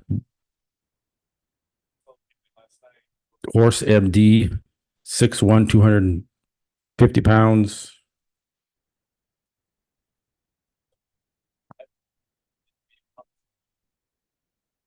Is he tighter? He needs to work on his posing. 1000% needs to work on his posing. He could be he is a little bit tighter. I can tell a little bit.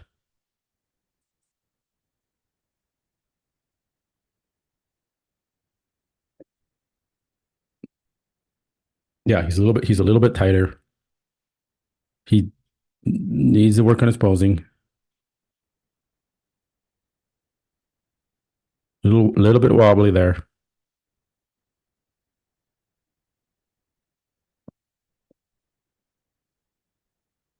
Man, could you imagine if Nexzilla was in this show? Cannot wait to see Nexzilla. I don't know if he's gonna make it to New York Pro. We'll see.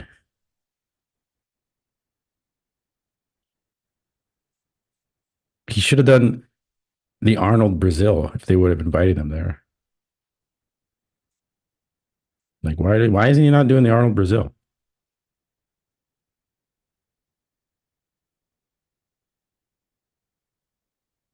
He couldn't get his visa.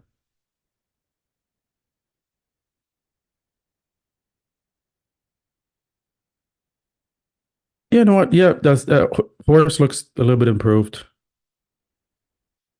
Dropped a little bit of water, just a little bit.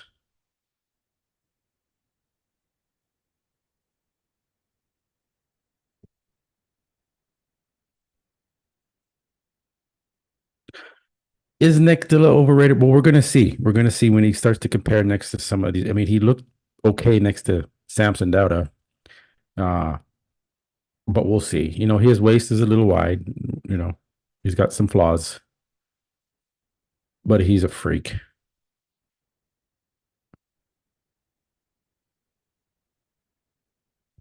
Brian, my man, thank you so much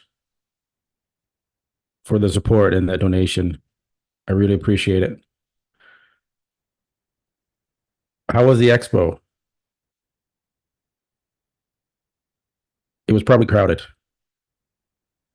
It probably took you forever to get through the crowd. Thank you again, Brian. Yeah, it's so crazy. There's a lot of pickpockets at the expo. You be careful. Make your phone, your keys. It's crazies out there. Okay, Mo Shaban. Awesome. Milos is a nice guy too, but got to step it up with Samson. Mo looks good here. He looks better than he did last night. He is tightened up.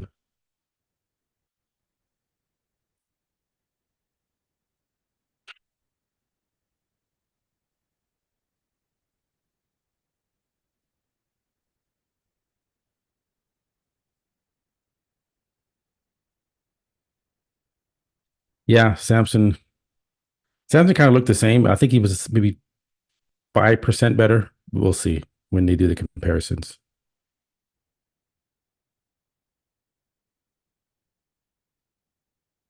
I don't know if you guys can hear the honking horn.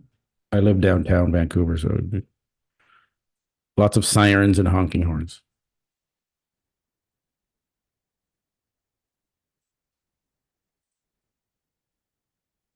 Mo looks improved for sure.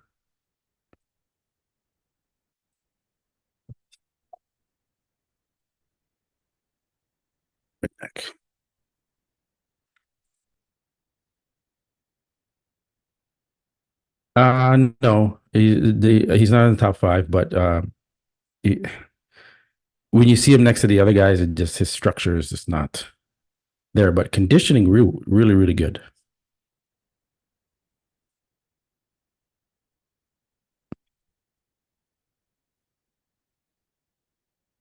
Good job for Mo tightening up, bringing it. Maybe he can leapfrog Arnold. Give him the thumbs up. Good job, Mo Shaban. Great guy.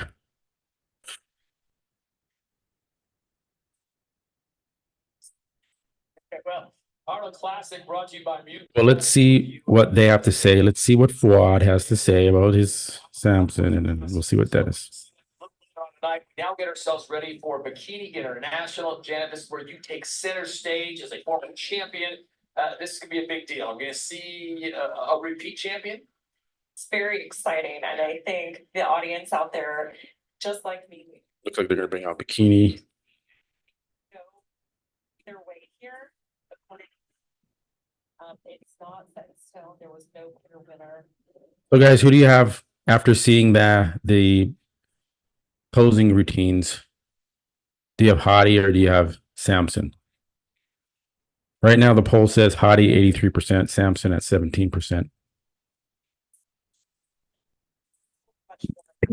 Sorry, Eastern EF. It looks like Dennis is like pissed off or something when he looks at Fuad. Like he doesn't want to even like give him the time or day. Ever reach out to you for advice? I've actually helped I did notice that too. and even taught IFBB for girls will still be held in There's definitely tension between Dennis James and Fuad. And I've been a big advocator of helping someone out because you never know what the difference in their outcomes. Who do we got? So we got Hottie, Jeff. Jet said Hottie. Eastern says Hottie. Maysam says Hottie. Douglas says Hottie. Everyone's saying Hottie. Where's the Samson fans in here?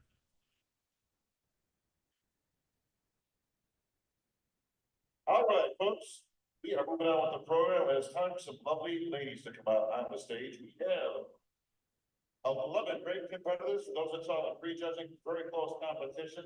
We're gonna see that play out here tonight with the confirmation round. Let's introduce our ladies, starting with Bikini. Please welcome to the stage, Amanda Marquez Herrera.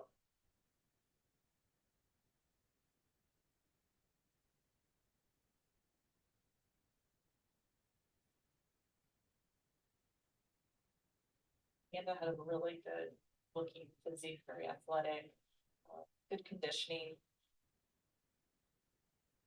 During the prejudging, I could see that perhaps being her pro debut, some of the nerves were getting to her, a little shaky routine, shaking in the poses. And that comes with confidence. I mean, this is the Arnold stage, so it's intense. Sorry, guys, I'm just getting my thing here.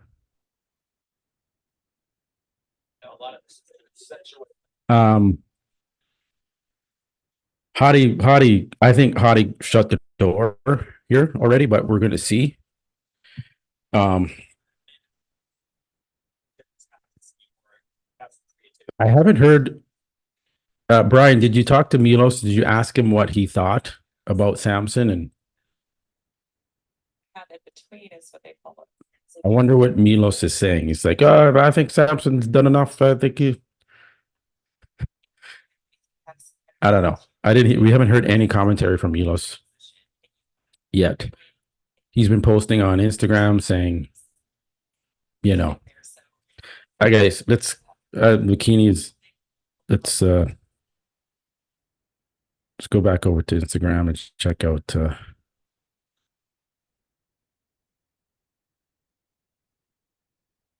and this you guys want to watch Bikini, but I don't know. If you want to watch Bikini, I'll turn it back there, but just wanted to go to Milos.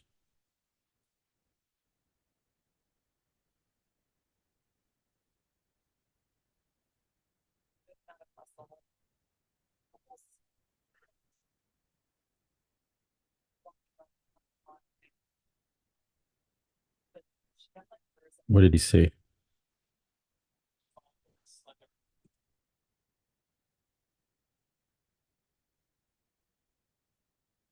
You saw my comment there. Here's my comment on Milos. The post. Got 19 likes. People agree.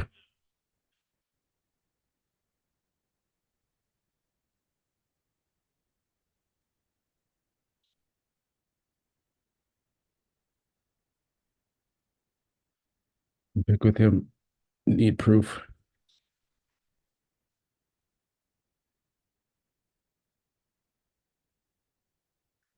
Charles Washington. Yeah, I don't know. I don't know if they're gonna hold him against for walking off stage like that. Uh, but we'll see. Be pretty petty for them to do that. Him and Derek Lunsford made up, and they're fine, and they're goofing around backstage yesterday, and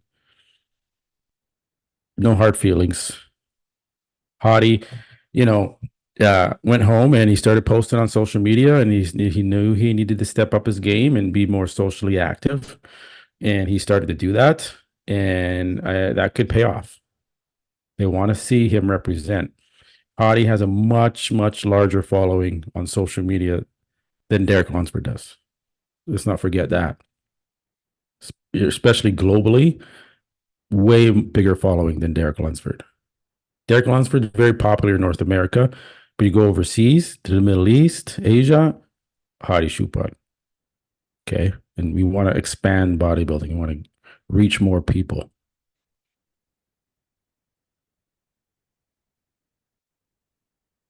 I think what does Hadi Shupat have? 5 million followers on Instagram versus Derek's like 1 million. That makes a difference in who you can reach.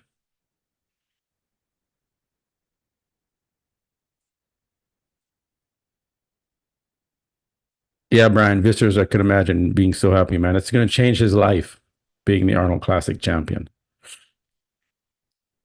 So happy for Vissers.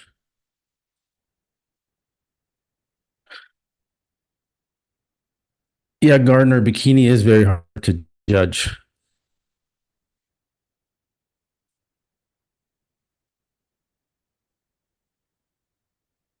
Hello, Navid. Welcome to the chat.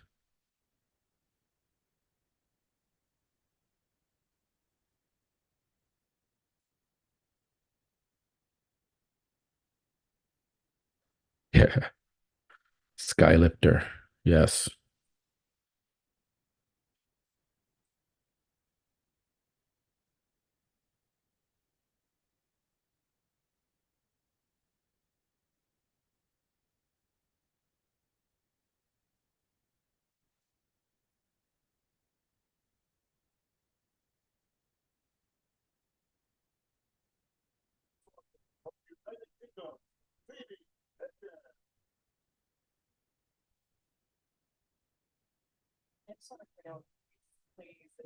Make it look so easy without it.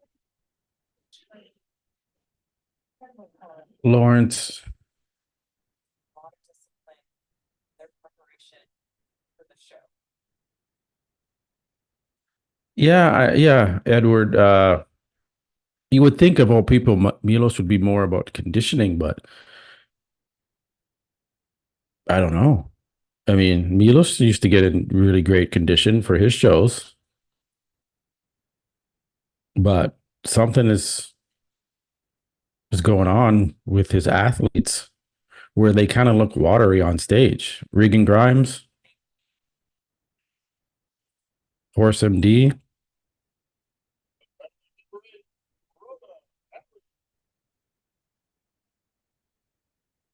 Um, I don't know what Hadi will do. He will not do what he did at the Olympia. I'm sure Hani Romat said, do not ever do that again.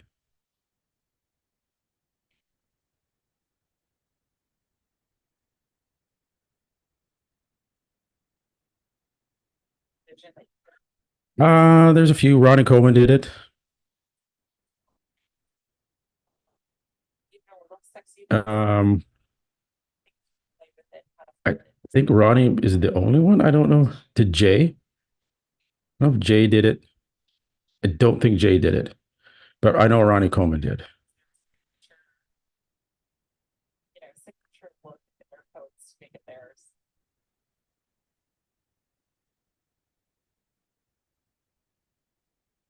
Thank you, Rhoda. Welcome to your next competitor, Ivana Eskandar.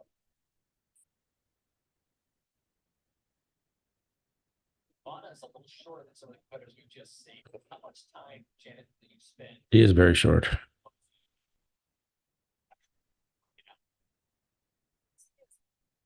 crucial to your overall stage presence. It really make or break.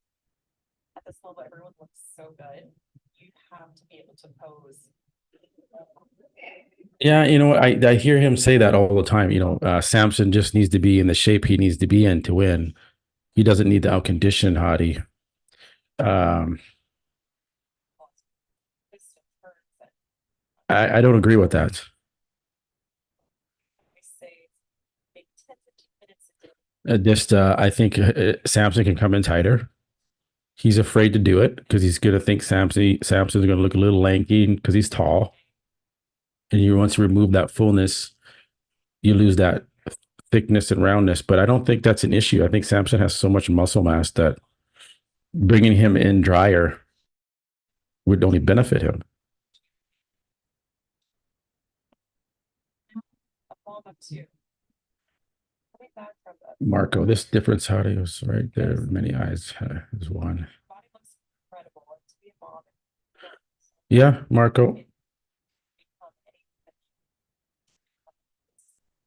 Alita Hadi should have won the 2023 Mr. Olympia 2, according to Ronnie, Jay, Flex, Dorian, Phil, Sean, Ray, I'm assuming, Lee, Haney, Samir.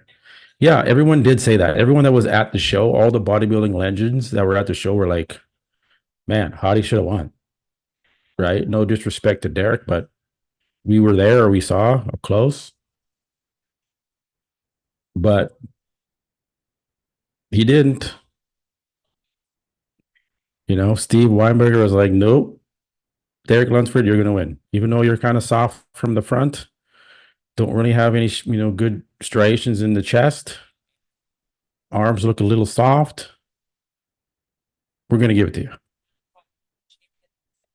So, I don't know. That's just.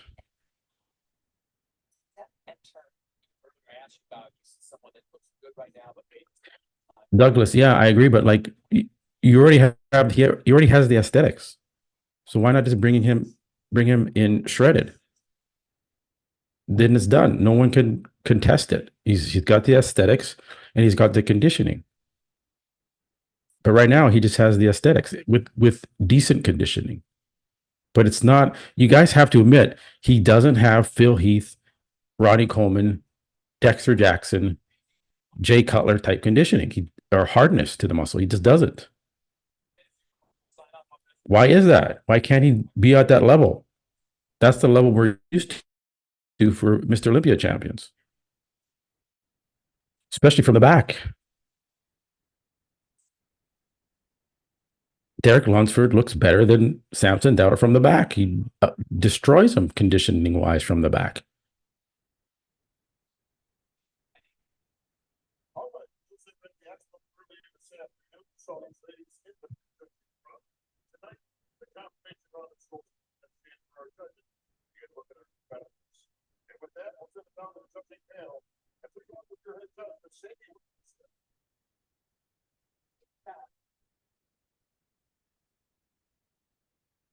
Number one, Amanda. There seems to be. Number five, Tavia. Yeah, I agree, Edward.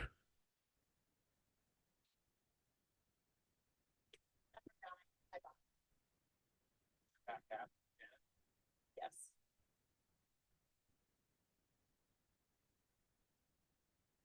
I think it's here. Likely. 6. And I don't know if Hadi's ever going to get back the title at the Olympia. It's hard to do. Jay Cutler did it. He came back and regained his title. This version of Hadi Chupon, I think, would have more solidified him beating Derek versus the version that Hadi was at the Olympia, where he wasn't as tight as he is here, and he left the door open a little bit for Derek. Even though I think Hadi still should have beat Derek last year, I think the judges just took that, and because they wanted a more marketable athlete for their champion, they said, you know what, let's just give it to Derek. I do think that judges talk to each other before, and they get maybe a little bit of a consensus of who they want, and then they go with that consensus. At the end of the day, they need to make money for this to continue on, and it needs someone to market. But now Hadi Chupin has stepped up his marketing game, his social media game, and we're going to see if they're like, okay, well, you stepped it up. You're going to represent us a little bit better now. You're not going to go back to Iran and disappear for 12 months. You're actually going to support bodybuilding and post and market the sport, which he didn't do. That was a big mistake by Hadi. Got to get out there. You got to do interviews. You got to travel. You got to represent the Mr. Olympia title. So some people can criticize Hadi for that.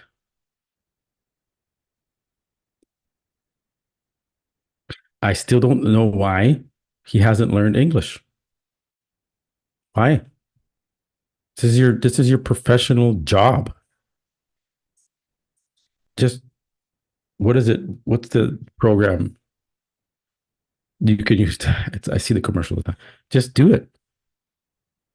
Right? You're at home. Do it an hour a day. Come back to America. You can have interviews with all the media outlets at the shows, and you can speak English. Big Ramy did it. Big Ramy improved his English. Why doesn't Hadi do it? Is it laziness? Is this, I don't care. I don't need to speak English. Screw that. Well,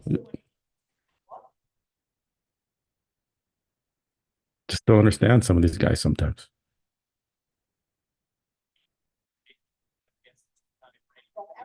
Yes, Rosetta Stone. Thank you, Zach.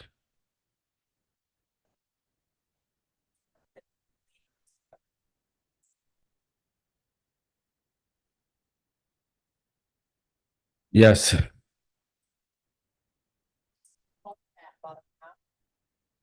Yeah, I mean, okay, he is partially deaf. Could be part of it. It may be a little bit more difficult for him. So I'll give him that. That's correct. Good point. But he can speak Iranian pretty clearly. Like he can speak right well. So uh uh but who knows? That could be a part of the reason.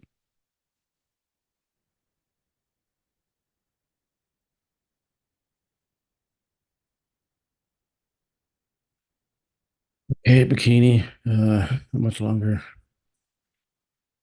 I think they're doing men's physique next. Yeah, they're going to do men's physique next.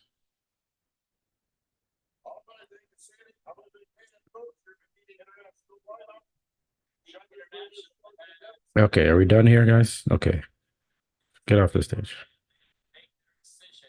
All right. So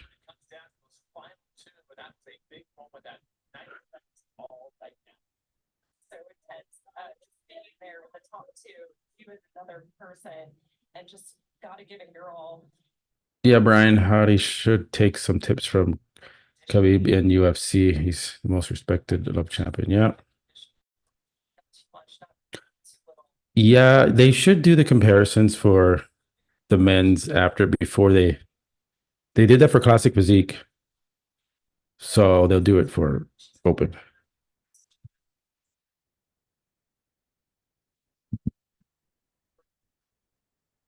Really resembles, in my opinion, similar to the top three. Olympia, so now the judges are leaning towards that. Gotta say, Well, they're talking about Bikini. Do you want to watch the Bikini? You want to hear her commentate on Bikini? I do. I don't know one person on the Bikini stage.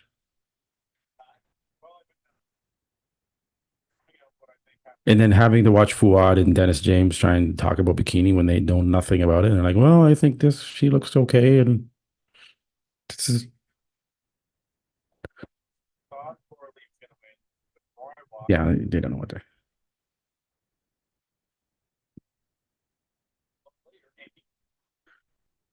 The new era of bodybuilding. It would be a wise career decision for Samson to change a coach.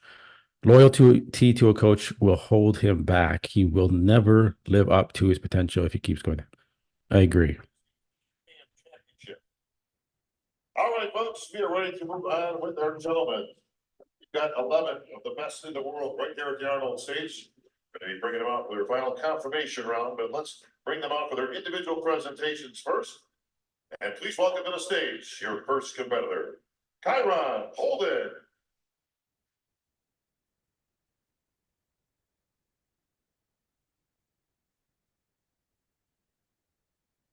I ran out of Las Vegas, Nevada, placed third back in 2019. Yeah, these guys were really, really crazy to see. I can see somebody put on Be careful with the music. chest back, still maintain.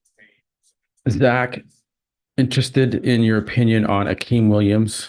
Personally, I think he looks great, but he is penalized for the high lats. Yeah, he does have high lat insertion. When Akeem is conditioned and on, he's deadly. And he has won pro shows in the past, so he does have the potential. He has very high lat insertions, especially when you from the back. Like you can see when he pulls his arms back before he hits a lat spread, and you can see the Christmas tree it's like way up high in his lats, and it looks very strange. So that is definitely a knock on him. But unfortunately, Akeem just isn't in the condition he needs to be in the top 5. If he was, he'd easily be in the top 5. That's how genetically gifted Akeem is.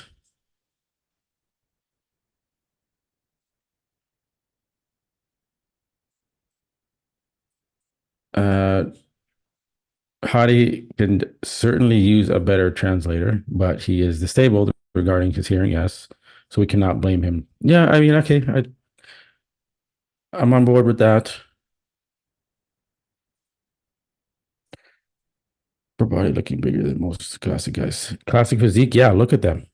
Look how thick these guys are. This is ridiculous. Just do classic physique, bro.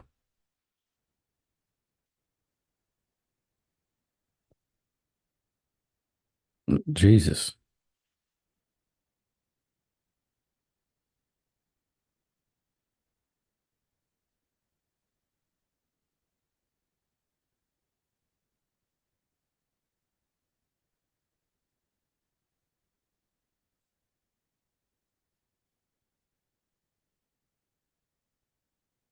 These guys are just the quads. I think classic physique, or not classic, men's physique has gotten a little out of control. When you see men's physique competitors look like they can do damage in classic physique in the top 5, like it's not good. They're getting too close.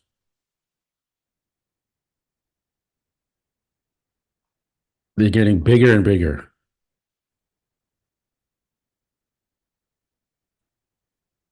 Jesus. Yeah, I haven't watched men's physique in a while, and they're all bigger now.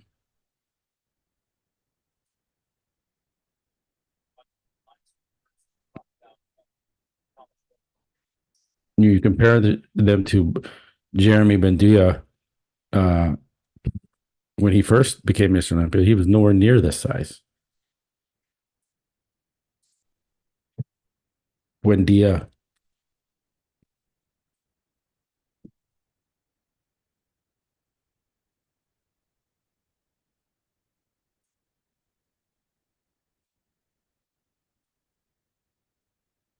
All right, let's see this.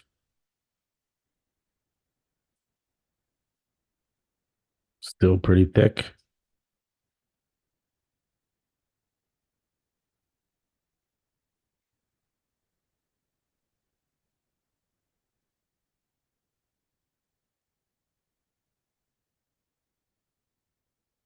Guys, if you're just joining, thanks again for joining the live stream and the chat. If you have not already subscribed, please do so. I really appreciate it, and like the video. I'll be doing all of the pro shows this year that do have the live streams.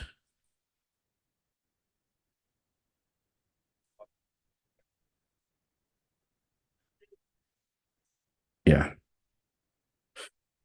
Appreciate you guys joining me this evening. Yeah, what if Samson got third?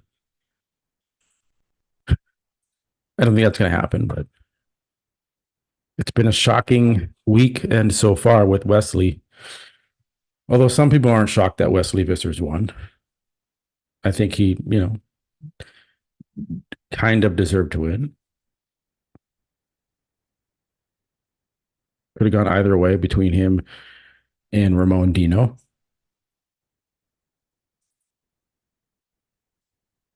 Yeah, Ahmad, the weight limit should be stricter for men's physique.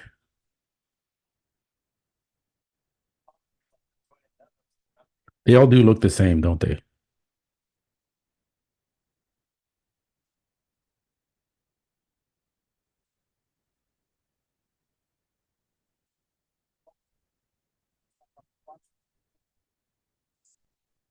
Yeah, people putting Raf in second now.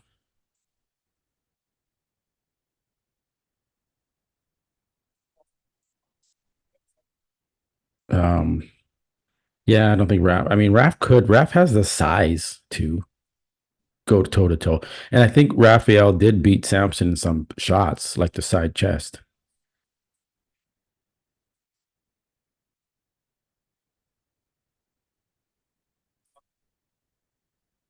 Oh, really? I don't know if he has 23-inch arms. That's like Rich Piana size, but I think yeah, he's probably looks big.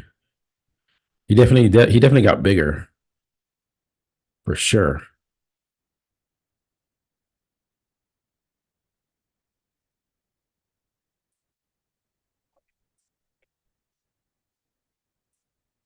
Yeah, it's hard.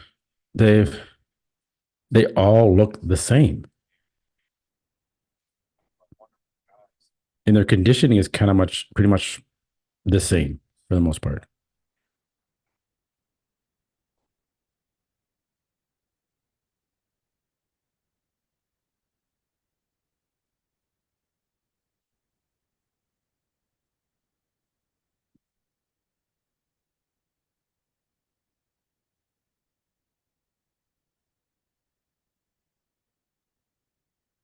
All right, I will be right back, guys. I'll grab a quick bite.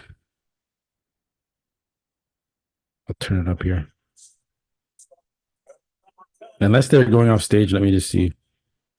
Because I think they're going to do comparisons or maybe not. Okay, let me bounce quick and then be right back.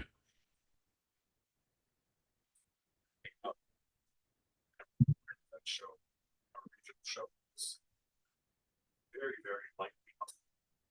Almost like a men's health look. And now we've gotten to, these guys are very heavily muscled. Yeah, and they're still getting bigger. Right. But I like that they put a cap on the weight. Right. Because I don't know if we're gonna see guys get any bigger than this now.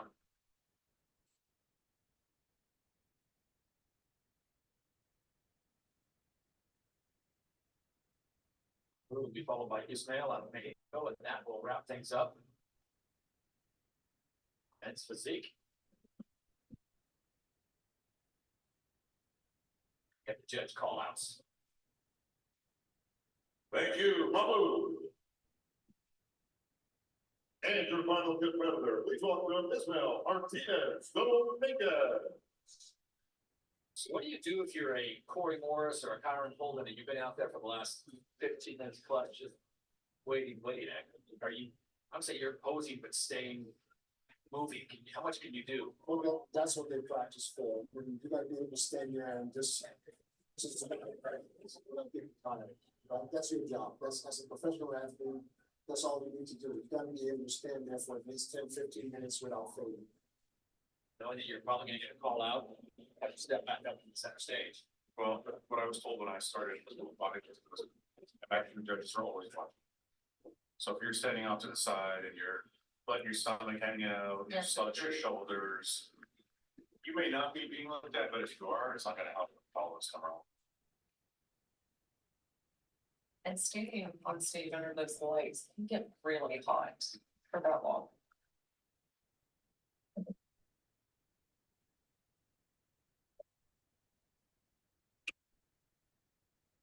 Ismail brings immense physique to a Thank you, Ismail.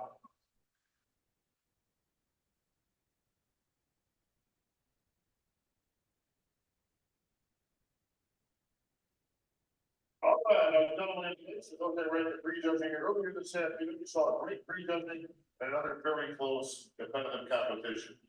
This is the confirmation round of scoring, one last chance for our judges to take a look at our competitors. Let's send it down to the judges. Big Steve. Thank you, Bob. In numerical order, competitor 240. 4 Andreas. 7 Emmanuel. 8 Emmanuel. 9 Johannes. 10 Mahmoud. And 11 Ismail.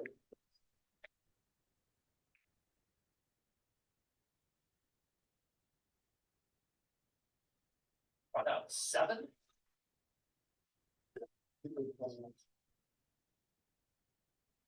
Pull that call out at the end. Let's just take this one out. Corey Emmanuel, move please. The other Emmanuel. Emmanuel Costa.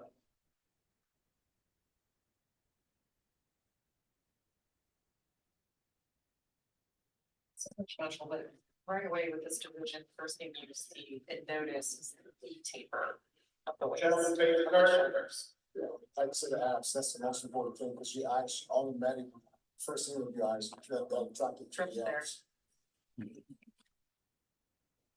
It's great detailers there, all of them. Second from the right, this is Face a front. lot, it's like a bodybuilding back, just massive. Even from the front. it's Yeah. Full pecs. Hurrah. Zadab Cobb. You talk about Hadi can't speak English, so I want to say, yeah, I mean, I'm not putting Hadi down. I'm just, you guys are right. He does have a hearing impairment, so it would be a little bit more difficult for him to do that and pick it up. He does speak a few words of English. But yeah, he could do a lot of interviews and just have a translator on the podcast shows and stuff like that. It'd be good. It'd be good to know more about Hadi, right? He speaks a lot in his stories and he's speaking Farsi and we're like, what do you say? I don't know. So it gets tough to connect, right? Gentlemen, face the curtain. And two in the middle are close. This up here, most complete. No problem. Clogging Gardner. Face front. Appreciate you guys joining. I appreciate the donation, Brian. Any little donation helps keep the channel going and getting me moving forward with this. I really love doing this.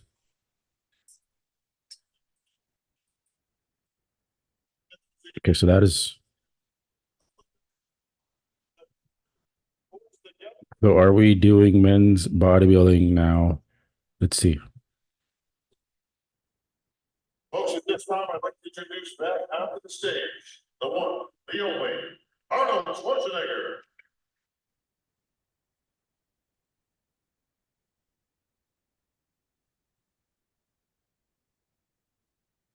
A little bit over a month ago, a very, very good friend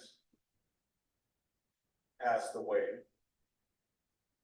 And he was working with us and for us for decades, being the head of security. I'm talking about Tom Charles.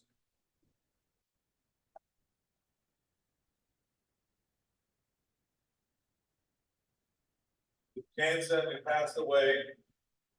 But we want his wife, who is with us here today, Bridget, and his son, Brian, who is still working on our detail and doing security for us. We want them to know that we would never, ever forget him. He will always be with us here today. He was an extraordinary human being. He was the Inspector General for 4 governors, Democrats and Republicans alike. He was a really extraordinary human being. We loved him, and like I said, we would never forget him. Thank you.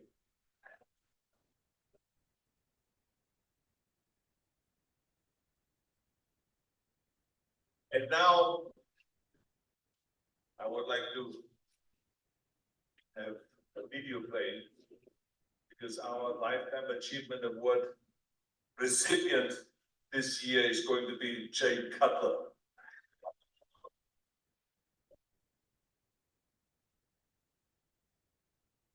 Jay Cutler won the Arnold Classic 3 times and the Mr. Olympia competition 4 times. And he has continued throughout the years and years and years to promote the sport of bodybuilding. I'm a big fan of his. I'm a good friend of his. We love him. So let's see the video of Jay Cutler. What about there? Our next superstar literally shocked the world of bodybuilding last October. After 2 rounds, Jay Cutler. And remember, when it comes to competitive bodybuilding, the teenage stars of today are the superstars of tomorrow. and he was a hit. Our Jay Cutler. Jay Cutler. Jay Cutler. Jay Cutler. The talk of the teenage show was the heavyweight winner, Jay Cutler from Sterling, Massachusetts. You've been in only one other contest before tonight? I won another show just to qualify for this, and it's a big stepping stone for me just to be here. Now let's check out the action of the Tournament of Champions that was highlighted by a dark horse from the Eve, who rode in and spoiled the party. A lot of anticipation for this man, Jay Cutler from Worcester, Massachusetts, his first time at the Nationals. And we know we're gonna be seeing a lot more of Jay Cutler in the years to come. 2 years, I would like to step on stage at about 2:30. And there he is, Jay Cutler, 254 pounds. 1 year ago, Jay Cutler was in 8th place. 1999, he found himself not even making the top 15 of this contest, and is now finding himself in the unusual predicament of having to knock out the champion in the moment of truth, the 2nd place finisher. Jay Cutler. Jay Cutler has to wonder what he has to do to upset the champion. How do you beat that? I had a battle of greatness to become greater. If I didn't have that mentality, it was impossible. So I skipped the Olympia in 2002, won my first Arnold. What does it feel like, first time winning the Arnold Classic? Gosh, this is only something I dreamed of. 2003, I won Arnold again. Jay Cutler is the Arnold Classic champion for the 3rd year in a row. I was really on a roll. I had just won Arnold and I was like the new up and coming future Mr. Olympia. I said, I'll come back. He came back like a monster that year. It was the best Ronnie we ever seen. Holy cow. Another surprise. And in 2nd place, 2003, I placed 2nd again. Jay Cutler, 2nd place. 2004, 2nd again. 2005, 2nd again to Ronnie Coleman. And I said, this is it. I just went into 06, like guns blazing, and just said, I'm going to just go pound for pound with this guy. The ultimate beat, Jay Cutler, ladies and gentlemen. Event number 2, Sean. Sean, history will be made tonight. You can bring the Olympia gold medal to the 2006 Mr. Olympia, Jay Cutler.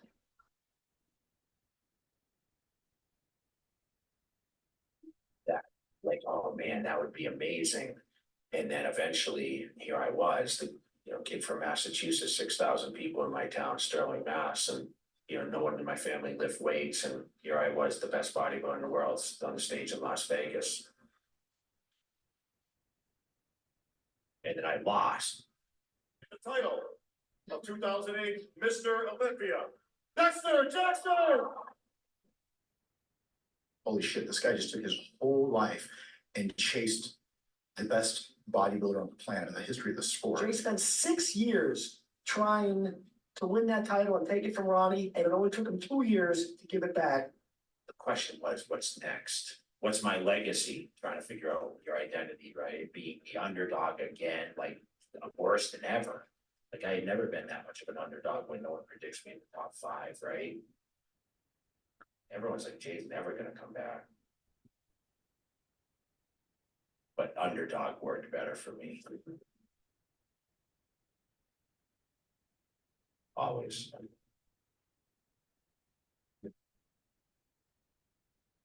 Well, with a new hairstyle and what looks to be a new physique, Jay Cutler takes the stage. Jay Cutler's gonna play up his strengths, well, there's certainly, he knows his thighs are cut to play. Now there's a picture. Probably the most well-known photograph in all of bodybuilding. It's Are those some quads? Look at those thighs. He's done it. Very large. Jay Cutler.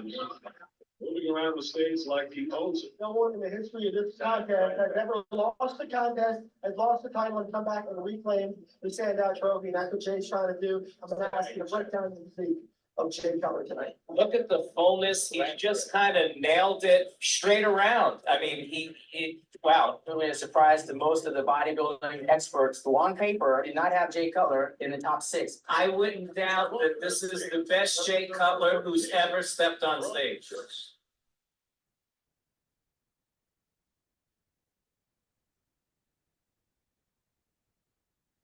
Literally taken me 10 years to understand what that journey was.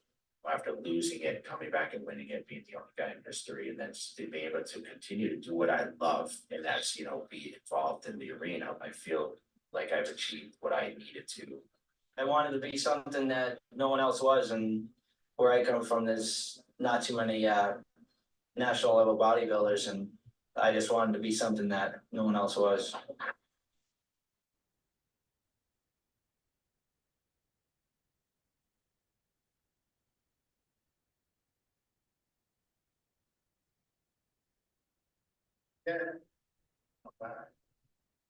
Before we present the Lifetime Achievement Award, I wanted to invite on the stage a very special individual to ourselves and the show, Mr. Carnegie Baldwin.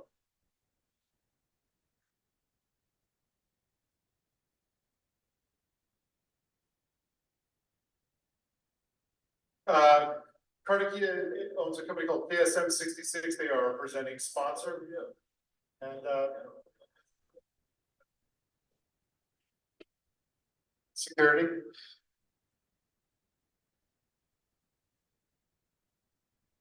My work is done. That was strange. And stuff up here. Arnold, like, get out of Hey, here. Jay, this is the Lifetime Achievement Award. It actually looks a little different. Because normally it's a huge ball. It's a huge plate. The ball. And I was told backstage that they broke it. So I don't know what that means, but in any case, so you will get that within the next month. So in the meantime, Okay. we're gonna present you with this here. But just remember, it's a Lifetime Achievement Award. We think the world of you. I think the world of you. You have been.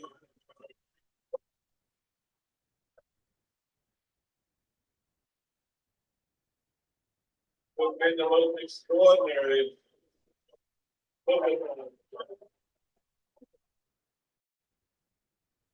You've been an extraordinary competitor, a great Mr. Olympia, Arnold Schwarzenegger, ladies and gentlemen, Jay Cutler.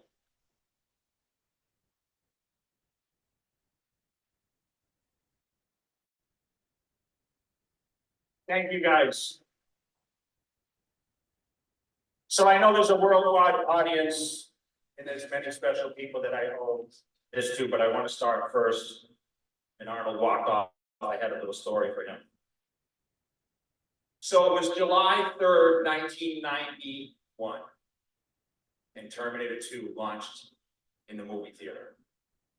And I had been picking up bodybuilding books and, as a teenager and looking at the physiques in there and like, wow, how do these guys get like that? And of course, I had known Arnold from the Conan days and, when Terminator 2 launched out, the original Terminator, I watched that. I saw that physique on there and I'll tell you, I left that theater And 1 month later, August 3rd, 1991, I joined the gym my 18th birthday. And that was when I actually made the commitment I want to fulfill a journey. Okay, where I've mentioned this before. Many kids want to be lawyers, doctors, professional athletes.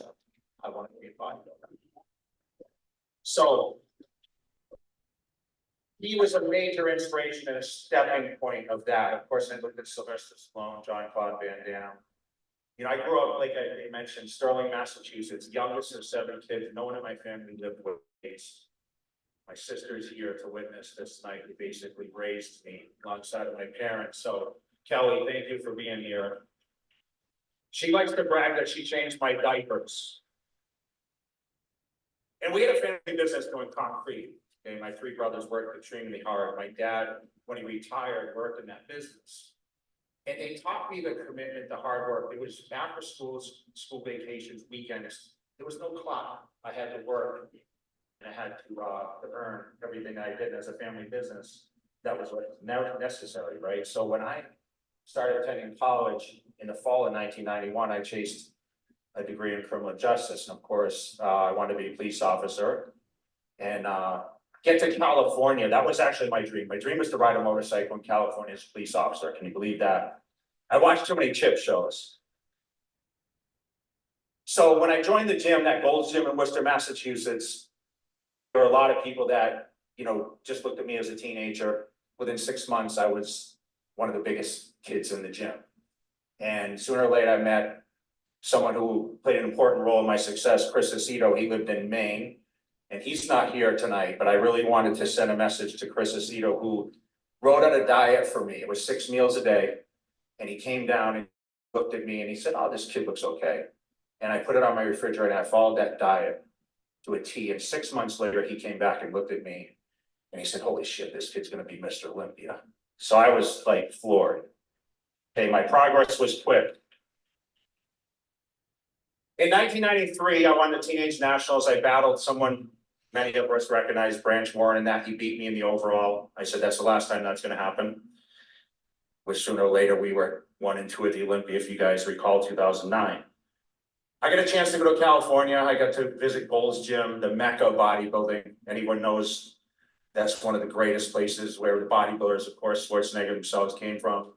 I saw all those walls out there of all the former Olympia champs. And I said, I want to be on that wall. Ed Connors, big shout out to Ed Connors because he allowed me to stay with him and gave the opportunity like he gave so many other people. Okay, he also got me an introduction to Joe Weider. Now, Joe Weider, you know, bless Joe Weider because he mentored me. He made a promise to me. He said, "You're going to be the best at what you do." And he mentored me on how to push myself and believe in myself and give me the opportunity. He gave me a contract with the magazines. And he was someone that really just, it was a huge signature person in my life. And, you know, I want to always recognize Joe Weider because without him, all of this wouldn't be possible, including Arnold's reign. Jim Mannion. Jim Mannion runs this organization. Big shout out to Jim. I'm going to tell you a little story.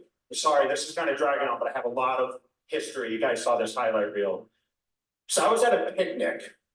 Okay, this was 1994. And I was a kid with a great physique, and Jim had a friend that actually said to me at this picnic, they said, "I know Jim Mannion. I'll call him right now and tell him you're going to be the best bodybuilder someday." I said, "Okay, why don't you call him and see what he says?" And Jim, of course, picks up the phone. He says, "Okay, yeah, okay, whatever." Sooner or later, next year, I go to the Nationals. I win the pro card, and Jim Mannion knows, "Oh, you were the guy at the picnic." So it's a pretty funny story. Steve Weinberger, you're my guy, man. The best gym in the world. You gave me the opportunity. You don't remember, Steve, we were sitting in a Dunkin' Donuts. I guest posed for you. I remember everything. Steve did buy me the coffee too. And I guest posed for you. I just had a pro card and you said to me, "You can be great at this." And you believed in me from day one. We now are business partners promoting shows. You know, we spend a lot of time obviously communicating, and I just want to thank you for everything you've done for me. Without you, I wouldn't be in this position. So Steve Weinberg, love you, bro. Now, where's Ronnie Coleman? He better be here. You saw. Yeah, well, that's not Ronnie Coleman. Hey, where is he? Ronnie, you're the reason. You are the reason for my abilities, my greatness. I owe everything to you because you pushed me to do everything on the Olympia stage and beyond. And you're a huge, huge inspiration. You were my idol. I ended up beating you, my idol, but I love you. We spent a lot of great moments, Ronnie Coleman, greatest bodybuilder of all time.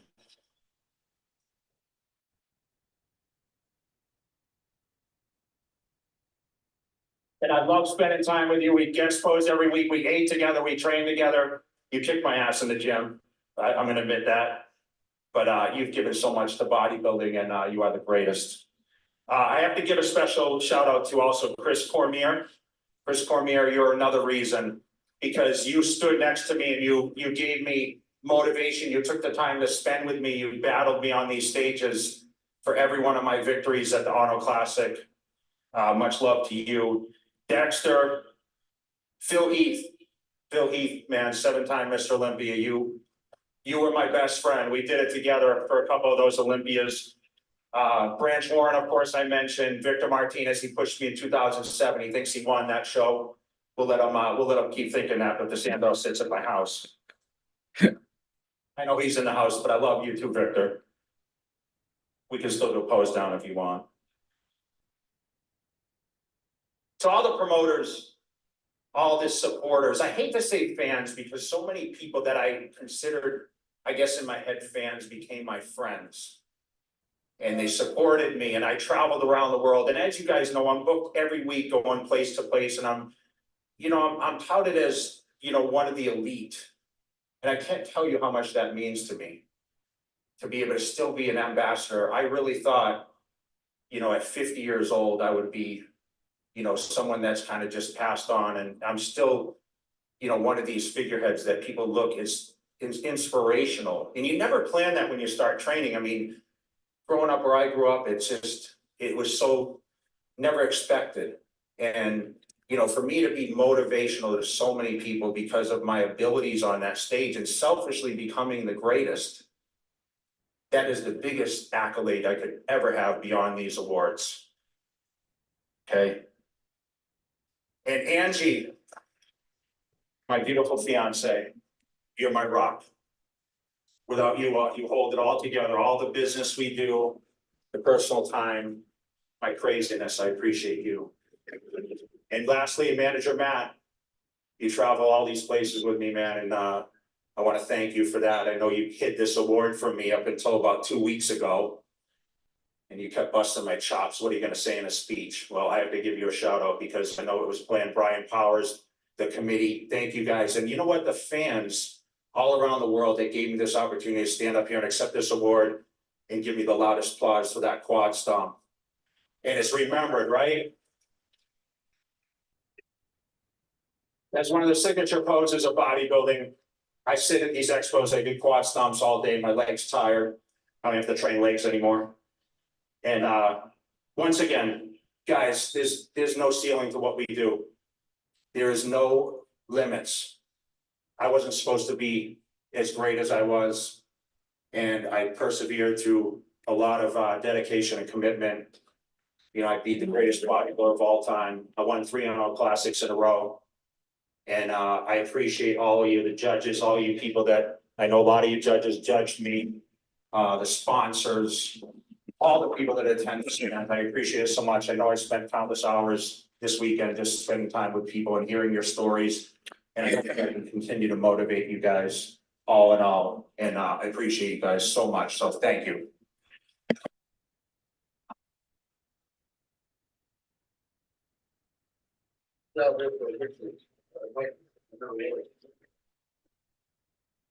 Oh, please join me in getting on your feet for one of the greatest of all time. Your Arnold Classic Lifetime Achievement Award winner, the great, the Cutler, James Cutler.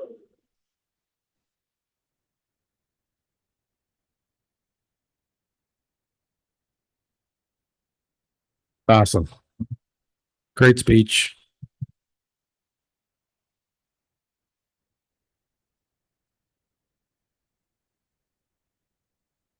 Had the pleasure of having dinner with Jay at Body Power UK.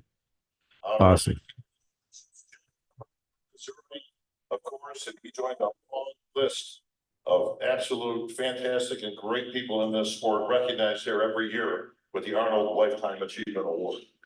All right. All right, folks, it has come to that time. The judges' scores are in, and we're going to welcome back to the stage your Arnold Classic competitors. On stage, please. Did you say classic? Oh yeah, Arnold Classic. Yeah. Okay. Like. All right, one more time. Congregation time. All right, guys. Let's go. Do some comparisons here, some call outs.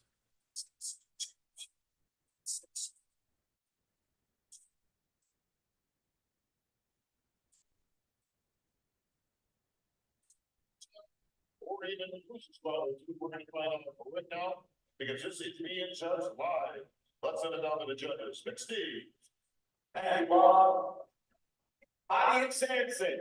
Here we go. Let's go. All right, prediction time. I'm gonna give you guys more chances. What? I don't know. I don't know if Samson did enough tonight. And I know Hottie came back better from last night. Wow, Hottie just always is sharp. Look at the quads. Damn. Samson looks big. Gentlemen, front double bicep. Agreed, does look bigger, His fuller. muscles look definitely more full, like he's. Front lat spread.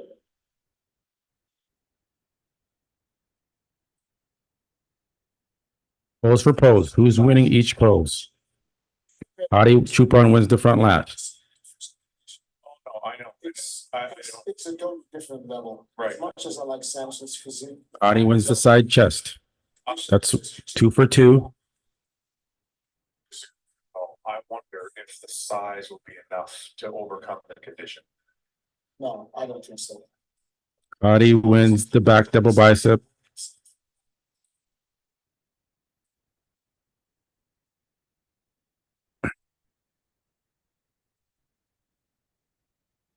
Hottie looks phenomenal. Hottie wins the lat spread. Side tricep.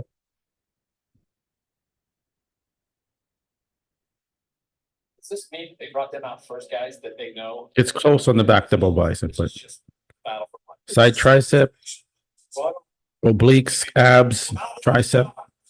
I would give that to Hottie Chupon in my opinion. Probably gonna send him back and then bring him back out one more time. Abdominal and thigh goes to obviously Hottie Chupon. Look at that vacuum. Come on now. Let's go, Hottie. I mean, I like Samson. I'm not rooting. I mean, I'm just so proud of Hottie bringing this level of condition. You cannot help but root for Hottie Chupon. Wow. This is one of Hottie's best looks, if not the best. Hey, Fuad is giving Hottie some props here. 4, Raphael. 5, John. Go. Maybe James. Or- 8, James. There we go.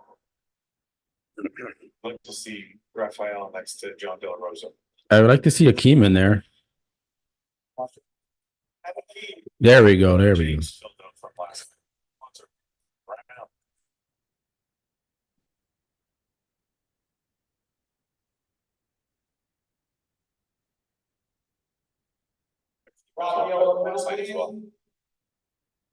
Akeem looks straight. Okay, so this is your third spot.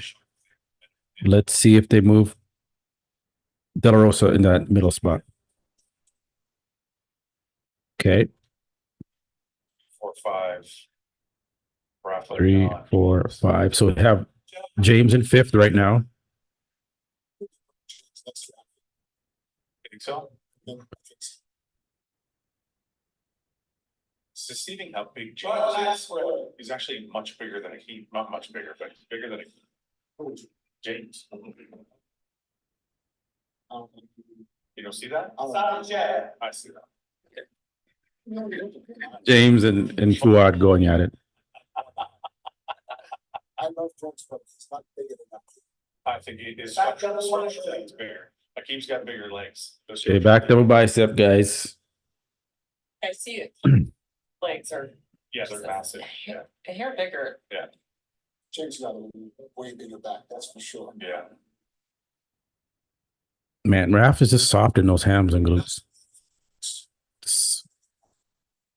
But it looks like he's got a solid third. Judges aren't moving him from that middle spot. I think James has a key. Yeah. The side and from the front, Akeem is looking better and better as they go.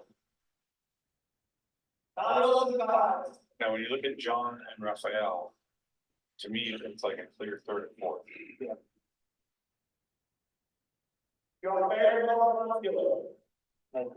I mean, Raphael being third and John being fourth. Yeah, they didn't move him. So third, fourth, John, fifth, James, sixth, Antoine. Oh, there. Okay. There we go. That means Akeem now just moved into fifth.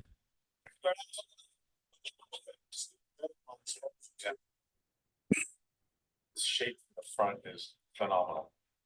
He's comparing well to Raphael in that pose, Akeem.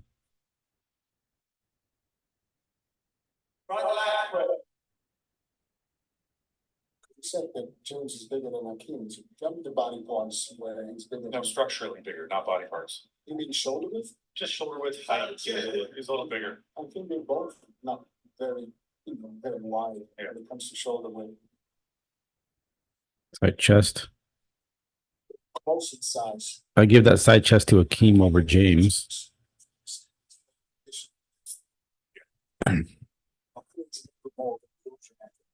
I don't think it's going to matter tonight. I think he's done enough to pull ahead. Maybe. I think so too, because Akeem looks better than last night. Much better. Yeah, much De better. La Rosa needs a little bit more oil. But it's too late for that. Looks like John took off a little bit of that glaze. Maybe took off a little. See, I pointed the same thing out, guys. He needs more oil. Come on, all dry. Maybe you pointed it all the way off. Little details. Man, Akeem's side tricep is like one of the best. Jesus. Just in case you're wondering what's coming up next, we've got the Pro Wheelchair Body. Hey, it looks like Akeem has jumped ahead to fifth. As I said, if Akeem could tighten up, he could jump over James and Antoine, and it looks like third, fourth, fifth. Antoine in sixth, James in seventh.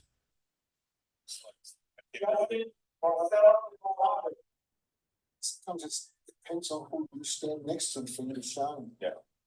Well, he's more conditioned than last night too. Good job, Akeem, coming up there. Top five is good at the Arnold. That's good. Last call out.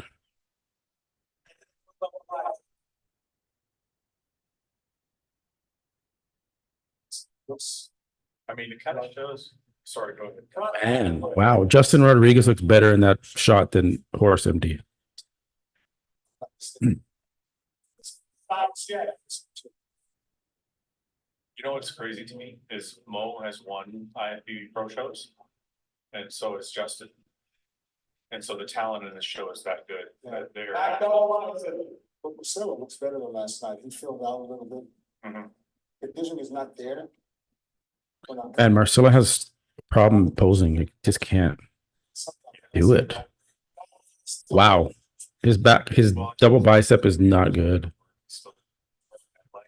Yeah, the leg is way too far back for Marcelo. To try to create more width, it's actually flat. But I think when you post so many pictures, as you know how it is, you take 50 pictures, you choose the one that makes you look the best. And then you put that out there for the people to see. And you continuously do that. Yeah. And then when you step on stage, that's what we're looking forward Well, to. you have to be able to match that expectation. Yeah, because I was a victim of that too. I mean, Oh, you were the Mr. Olympia of the gym. Yeah, yeah. It was not the gym, it was outside the gym. And Marcelo's waist looks very thick. Oh, yeah. I think Marcelo was last place.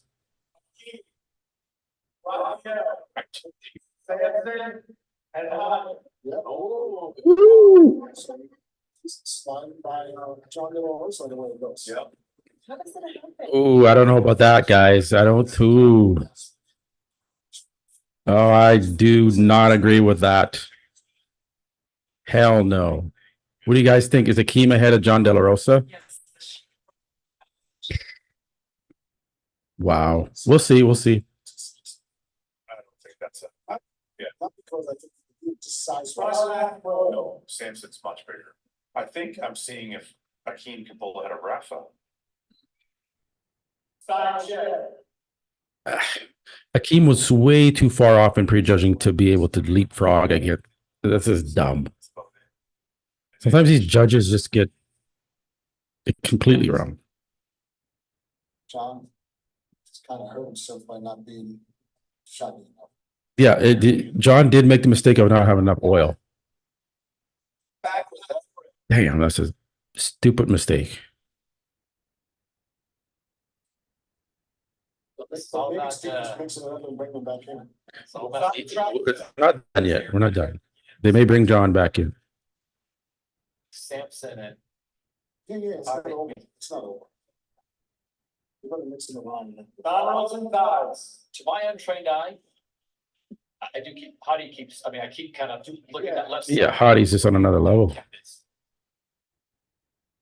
Yeah, keep all by myself on the right. He said peeled. Top four guys standing next to each other and you stand down. Yeah. Don't because But I mean, then I look at Samson, I'm like, he's actually a monster. I mean, just. Relax, back on the line. Brandon and Hottie switch. Yep. Mix it up. There, that's Hardy going into the center. That's interesting. One side, he got Samson, he's got a team on the other side. Front double bicep. So disappointed in John not keeping that fourth spot, but we'll see. Front lat spread. I'm with you guys, though. Keep from yesterday to today. Yeah, very different. I don't know what he did, but congratulations. Akeem has a Side chest. back double biceps. I don't think they're giving it to Samson, but we'll see. A lot. Yeah. Where would you put? I'm not talking about this show now. I'm talking about period. Oh, yeah. Back double bicep. You guys seen him with fading? No, not yet. No fading yet? Oh, yeah. They're all, I think they're all pretty excited that they're being, I think Akeem and Raphael Back lat spread. are hyped up that they're being compared with the top two.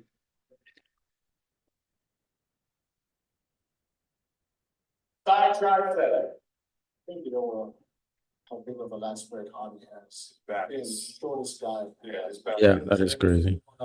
So that's- Akeem's side tricep is like maybe the best. It's really ridiculous. It's not there, the shape is too good. Too big for Hardy, too big for us. Samson just doesn't look like there's nothing special. He's not really impressing me right now. He's got great shape, but I mean, it's a little bloated. Looks like Akeem solidified that fourth place. They keep moving up. I had him in seventh. Now he's moved up to fourth. Leapfrogging De La Rosa.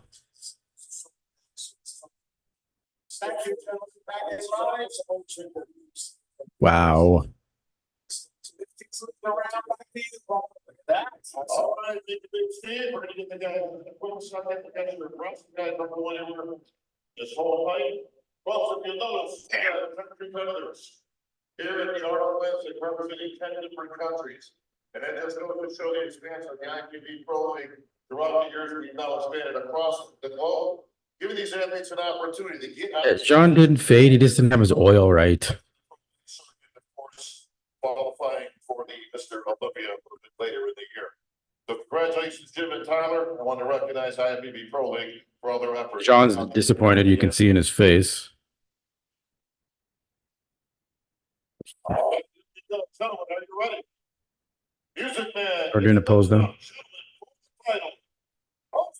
Yeah, I got to turn it down because copyright.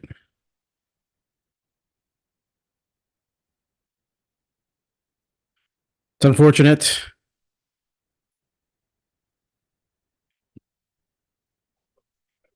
So it looks like it is Hadi Shoop on first, Samson Dowda second, Raf third, Akeem fourth, Del Rosa fifth,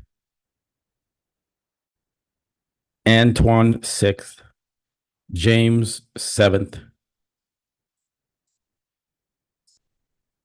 maybe Justin or Mo eighth, and then Horse MD ninth. Am I missing anybody? I think that's everybody. Yeah, that's everybody. 1, 2, 3, 4, 5, 6, 7, 8, 9. No, there's 10 guys up there. Who did I miss in 10th?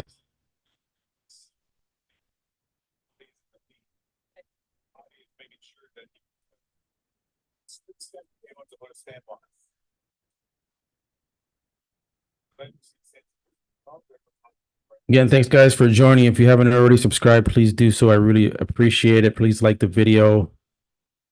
Thank you for joining me tonight. This is an awesome show. It's going to be either a lot of upset people or a lot of happy people with the outcome here.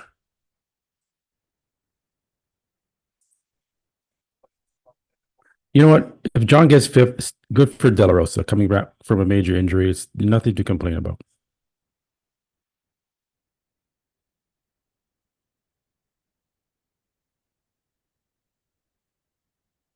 To me, they put Hadi in the center at the last, call it in the top 4. And so that pretty much, I think, solidifies Hadi to win.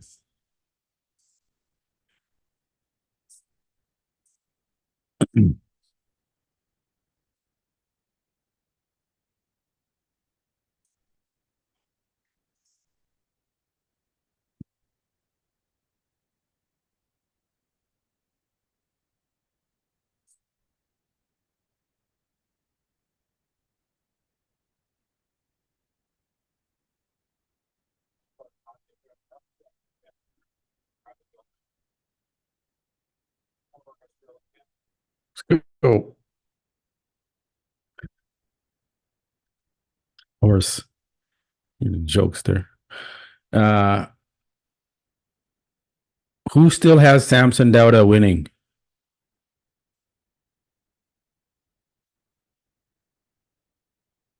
Just a few moments, folks. I love. Thank you, gentlemen. Hadi's competitive nature. It looks like he just wants to stay out there and keep posing and keep posing. Who's that? Antoine and James still out there? Folks, for those that were at the expo earlier in the day, you saw some of the prejudging rounds. You also saw some very extraordinary athletes. Okay. Our wheelchair athletes. This time I'd like to announce back on stage, Mr. Arnold Schwarzenegger will be presenting the first place award and will earn the title of Arnold Classic Champion this afternoon, Mr. Raheesh John.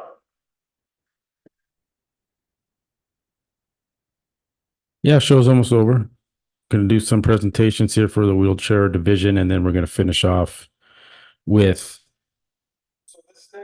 bikini and men's awards, and then In 1991, he was 4. open. He had a high fever, so went to the hospital. He got an injection to take control of the fever.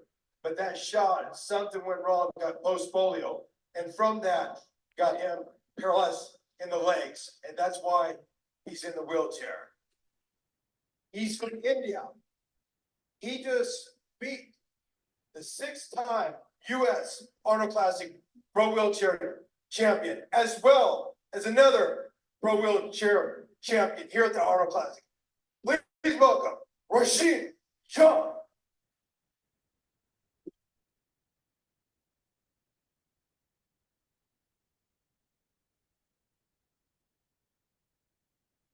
Really impressed with what these guys could do. It's crazy.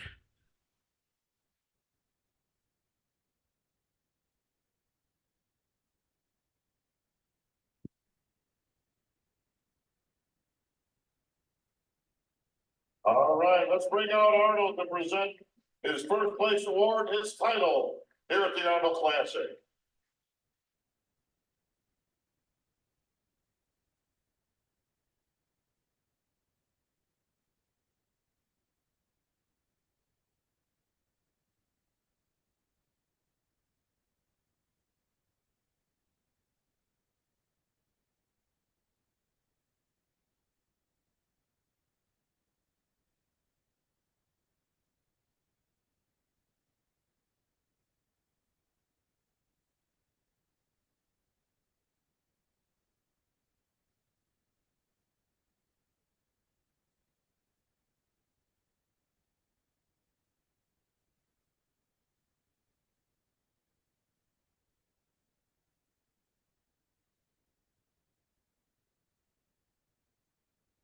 How about a big hand, folks? Thank you, Arnold.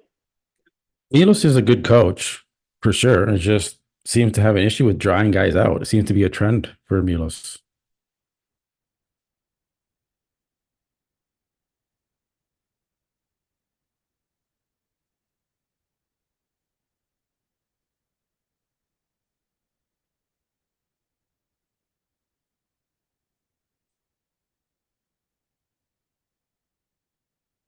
Give it up for Rashid Shaw from India.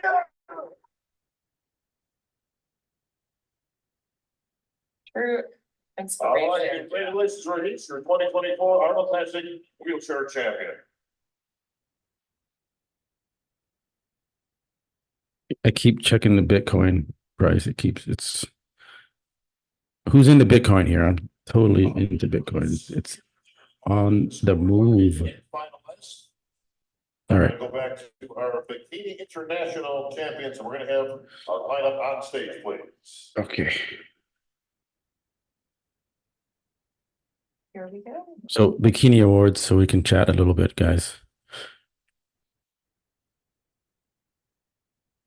Yeah, so Bikini. So Lupa says Samson #1. Far says Hottie.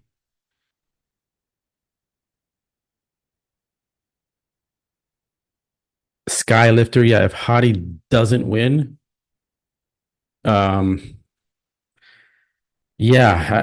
it's gonna be. I think it's gonna be worse than when Hottie lost to Derek Lunsford. To be honest, the reaction, the Hottie Chupon fans will revolt.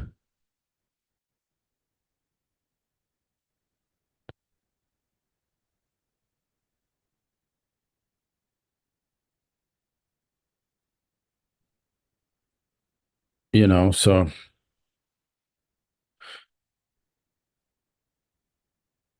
but biggest upset of the or disappointment of the show is Horse MD. I think Milos should have been more transparent and saying, you know what, he's behind, he's not, we're working on it. But Milos was posting about him and is hyping him up, and it was just like, come on, man.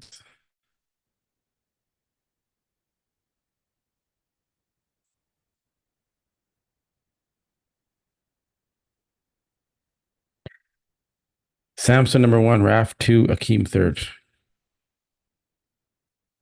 That will not be the final outcome, but we will see.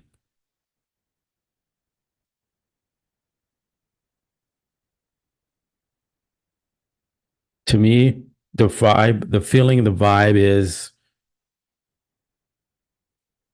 Hottie's going to win this.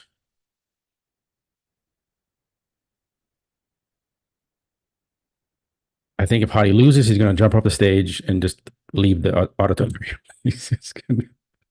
I hope he doesn't do that. Or he's going to throw his medal into the audience.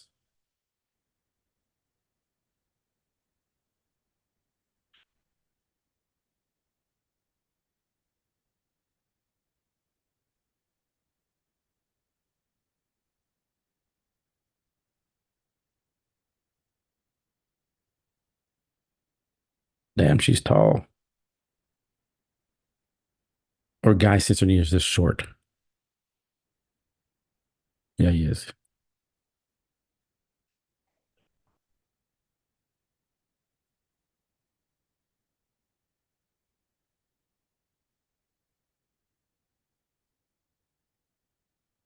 Yeah, I agree with that. Hashini, Manu, I think the comments, I'm losing place here. Sorry, Roman Holder, I think Hottie's conditioning is too good to lose. No one else has that level of detail. I agree. And I think he is too good to lose. And he deserves to win tonight based off the total package conditioning, the look he brought, the polish to the physique, the way he posed. I think he did enough to hold off Samson again. He did it at the Olympia. I don't see why he wouldn't do it here unless there's some politicking going on.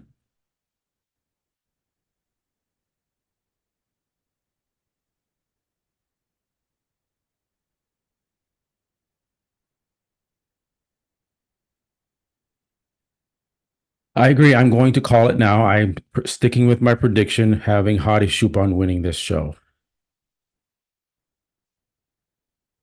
There's a lot of other creators out there. Desktop Bodybuilding says Samson's going to win.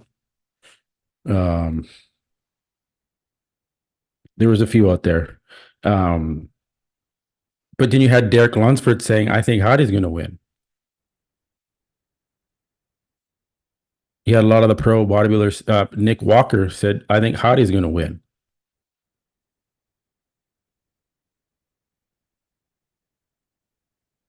I wonder what the scorecards look like.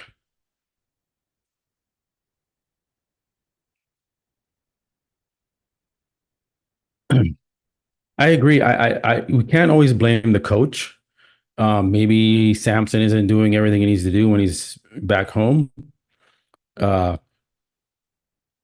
But I think either Samson needs a coach that's more hands-on and that like lives in his area and is there to check on him, be there, or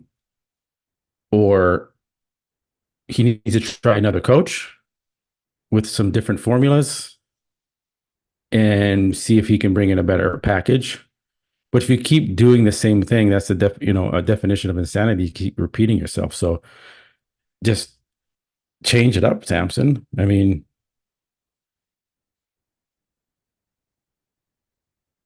if the only thing you're lacking is conditioning, then find a coach that can get you conditioned.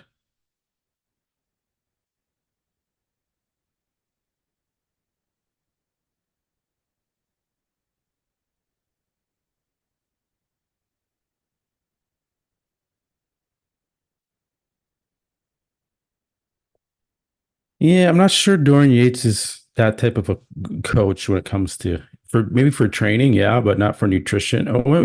I don't know. I can't say, but I don't know if Dorian, he's training Serge. Um,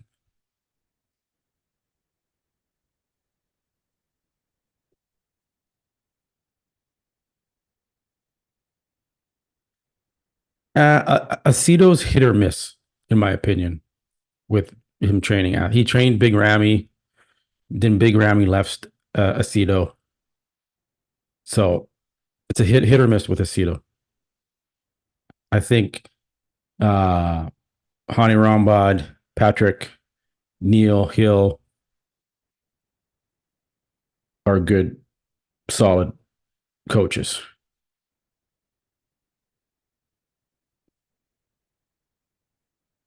Chris is good too, but just he's hit or miss. He's great with some athletes, and he some others you just can't figure it out. Oh, and Chad Nichols is also a very good coach. And maybe Samson could team up with Chad Nichols. Maybe Hani Rambad's too expensive.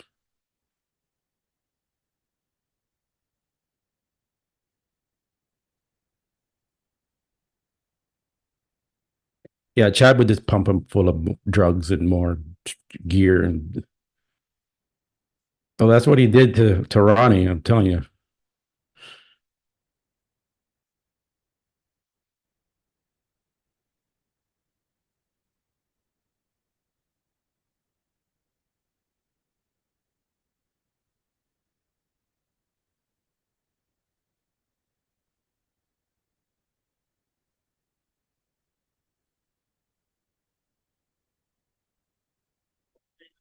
Three-time Arnold Classic champion.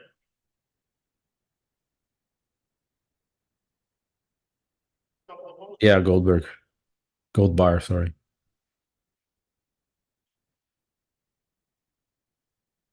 I think Hani Rambad has the best track record as a coach. If I'm Samson Dowd and I want to be Mr. Olympia, I'm going to hire Hani Rambad. Simple as that.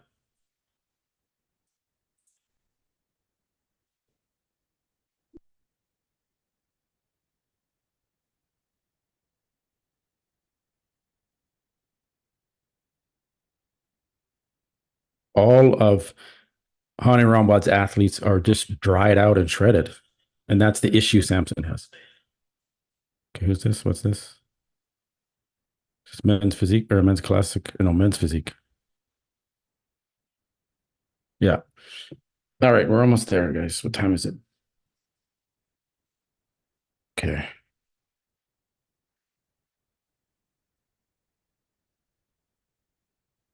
All right. Again, sorry, Matt Jensen's also a good coach. Yes. If I get this right this time, representing a sixth place award, Mr. Stacy and Levis Kaufman, representing Croquet. Oh, we got it. And in the world since 1987. All right, Stacy and Levis, please take the sixth place award and present it to Emmanuel Hunter.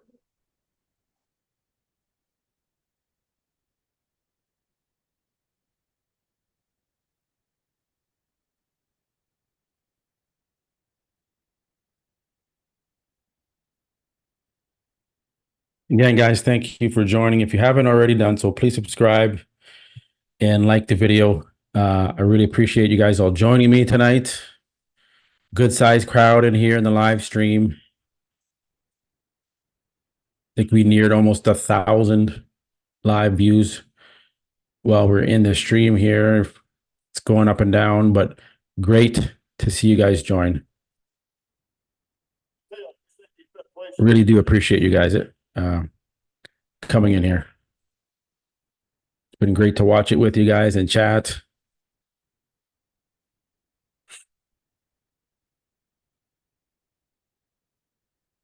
No problem. No problem at all. I enjoy doing it. Presenting the fourth place award, Shane Stevens, representing Fellows of Steve.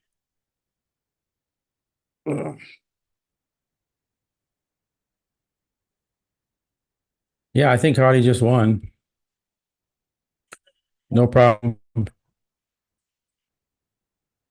Thank you guys for joining. Yeah, guys, tell me, how would Nick Walker have done in this lineup? Where would he have placed? I don't know. I think he would be in the top 5. Maybe 3rd. Presenting the third place award, Mr. Michael Henderson, star Emma Henderson, representing the fullback. Yeah. Yeah, I think Nick would probably be top 3. And presenting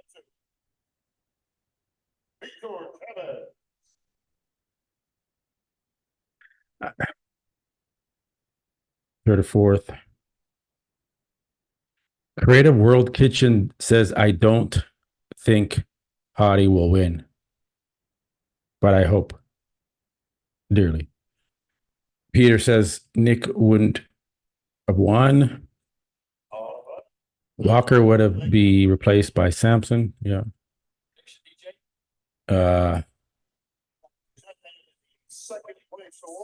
Edward, I do believe Milos could get Samson to the next level. I just agree with what King Kamali said. He needs to stop being so soft on his athletes in terms of suffering. Yes, I said that too. I said that, the cardio that Milos gets these guys to do, and I can see in Samson's stories when he's doing the cardio, he's doing very light cardio. Right. He needs to get on the stair mill. You see Jay Cutler in his garage on the stair mill, just hammering out the cardio. I don't see Samson do it unless he's just not showing that, but I've never seen him do that. He's just on the treadmill, just do the pace walking. That's it. That's not going to do it for you, man.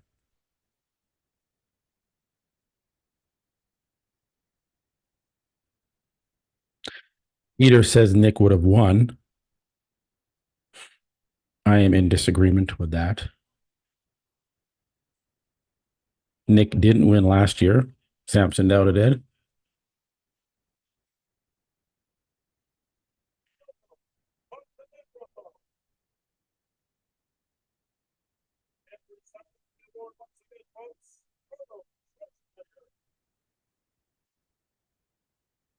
All right. Good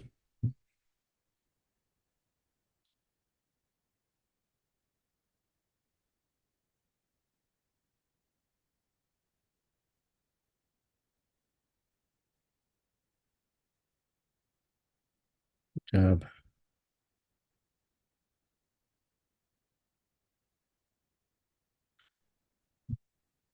Yeah, Rooster, Hottie, and Samson beat Walker on structure. Walker's conditioning not enough to beat their better genetics.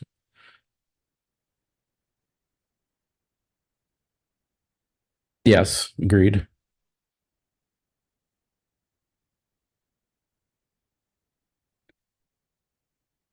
Yeah.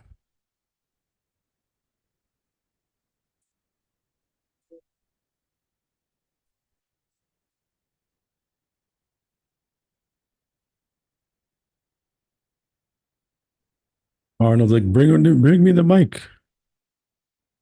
Hurry up.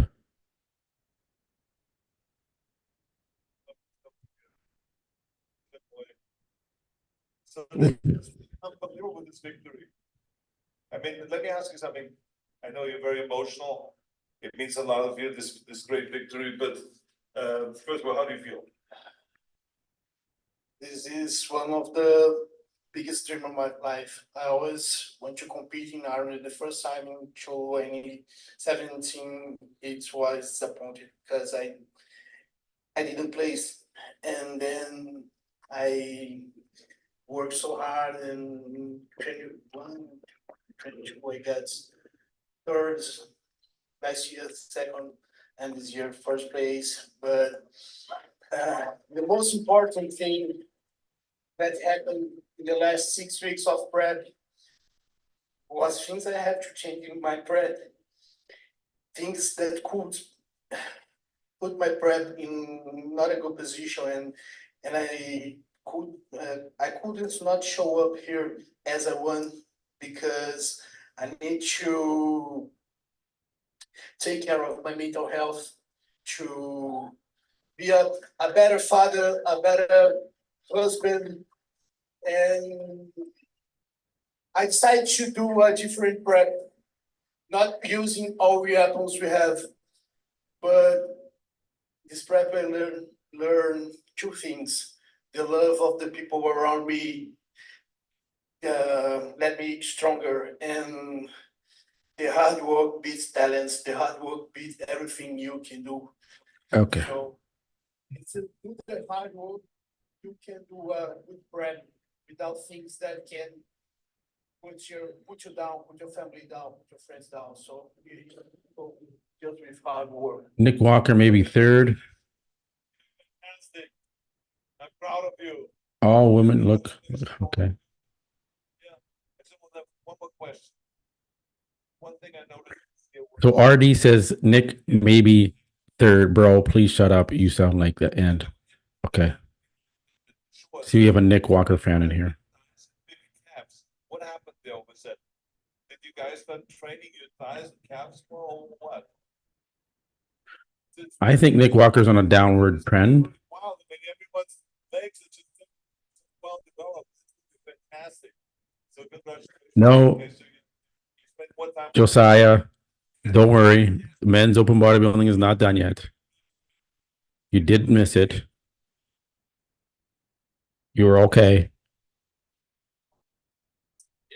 Talked about that. You almost missed it. If you're just joining us now.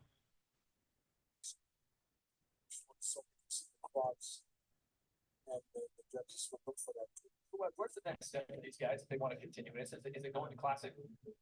I mean, if Diego keeps. I just think Nick Walker's physique is just, he comes in condition. He's a little blocky. The waist is a little thick.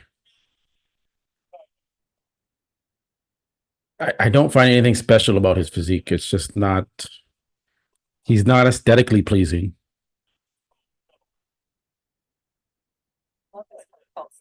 Yeah. Maybe he would. I don't know. He's not on stage. He injured his hamstring and now he's doing what he needs to do. Will he be the same Nick Walker when he comes back? We're gonna see. Right now, he's getting ready for the New York Pro. He most likely will win that show. Qualify for the Olympia, and we'll see him on the Olympia stage.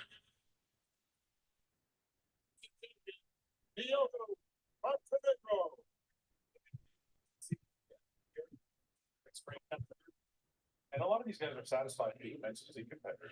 It will be interesting. It will be interesting to see Nick Walker next to Derek Lunsford on stage this year. That will be a factor. All right, here we go, guys. Two top 6 sport awards. We've got 2 very prestigious awards that have become a tradition here at the Arnold. The first one is the Ed Corney Best Poser Award. Who do you think is getting the Best Poser Award? This year is Samson Doda. Oh, yeah. Well deserved. Well deserved. A very good poser, maybe the best in the open men's category, and I can definitely give him that for sure tonight. He is a big guy, though. You see the size of Samson when he walks out. That's not a tip of the hand. No, So let's get SAG awards before the Oscars. no, I think Representing one of the greatest of all time, Ed Corney. And speaking of one of the greatest, here comes Arnold.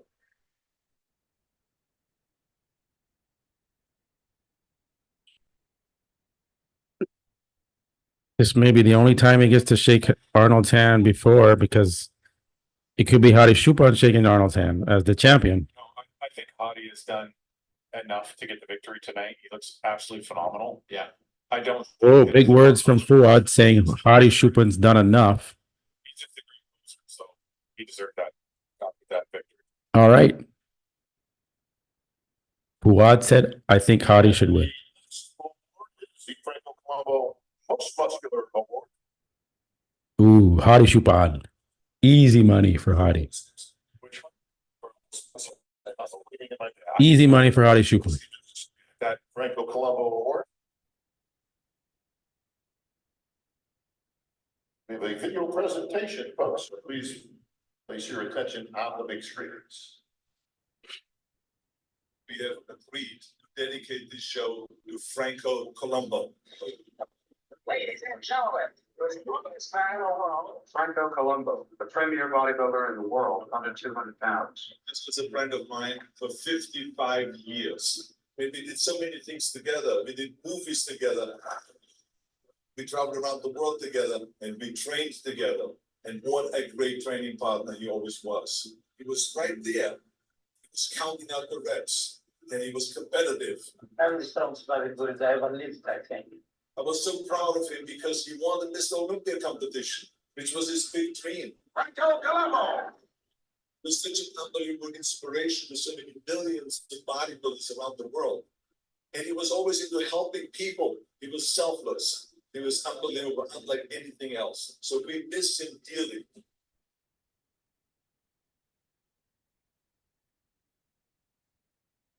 One of the greatest of all time and an award in his honor, I'd like to present on stage, please, is Debbie Colombo, coming out with Arnold, presenting the Franco Colombo Most Muscular Award.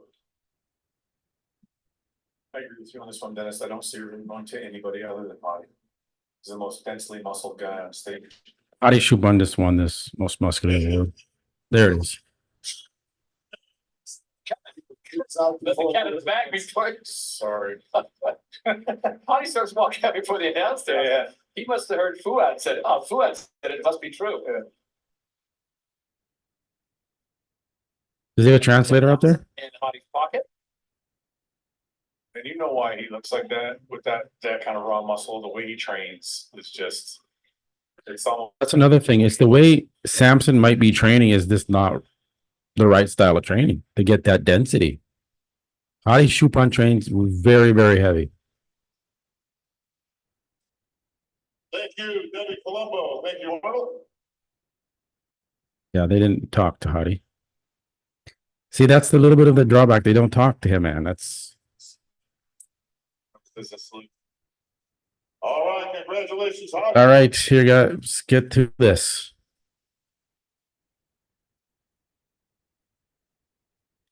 Let's go. Folks, and with that, we have reached that time. If I can have our gentlemen on stage, please.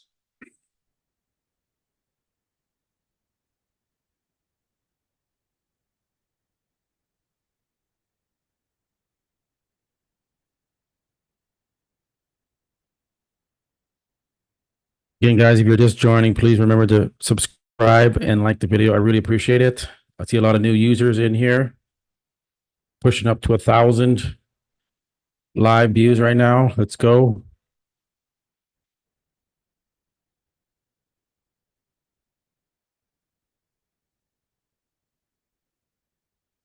Appreciate it, you guys. Oh, they bring them all up. Okay. Man, again, De La Rosa looks very disappointed. Our top 6 gentlemen here tonight. Okay. Who's getting sixth? Presenting the 6th place. James Hollingshead. Presenting Could call it right up. Officer Peregrino. Who's got sixth? I think it's James.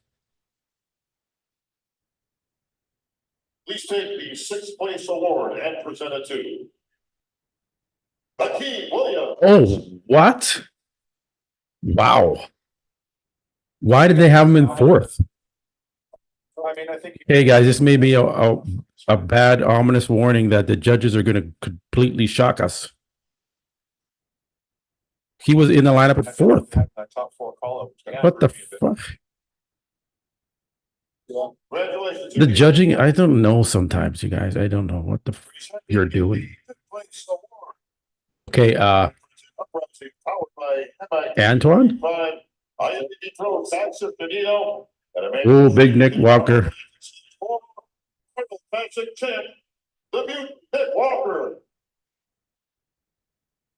The waist looks a little thick in that shirt, guys. We're going to see. He's a big guy, though. Please take the 5th place award and present it to James Hollingshead. Okay. Oh, James gets fifth, not Antoine. Good job, James.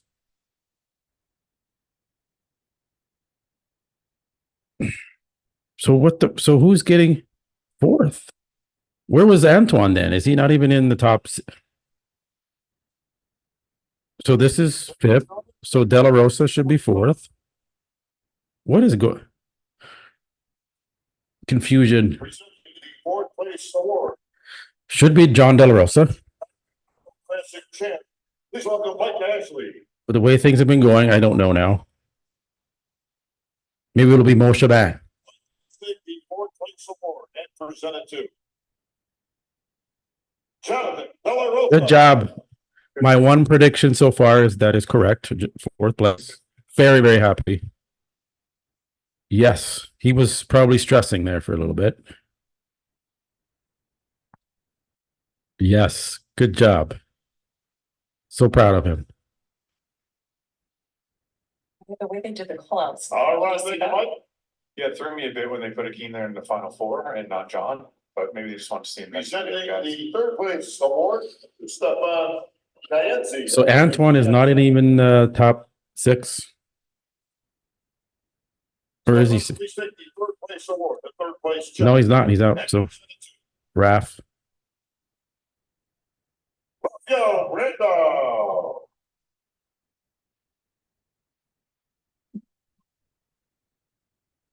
Guys, we're almost there. This is crazy.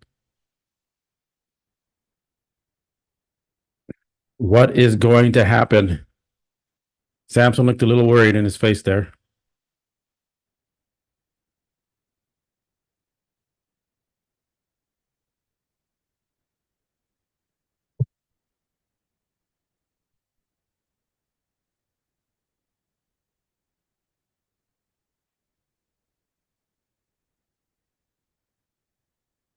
All right, thank you, Stefan. Congratulations, Raphael.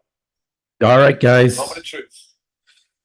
Woo. Presenting the second place award for Paul Marcianis, representing our title sponsor, Celsius.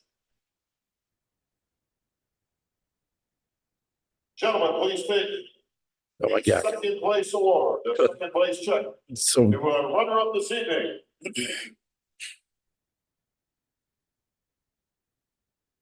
Samson. yes, yes. Sorry, guys. I had to say yes because it is well deserved. Hadi Choopan is the champ.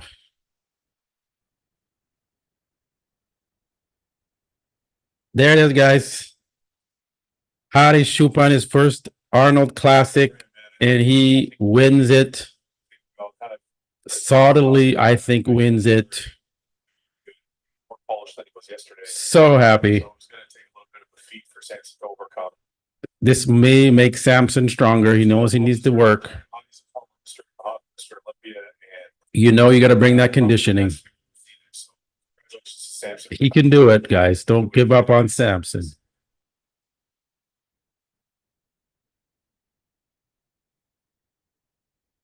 Wow.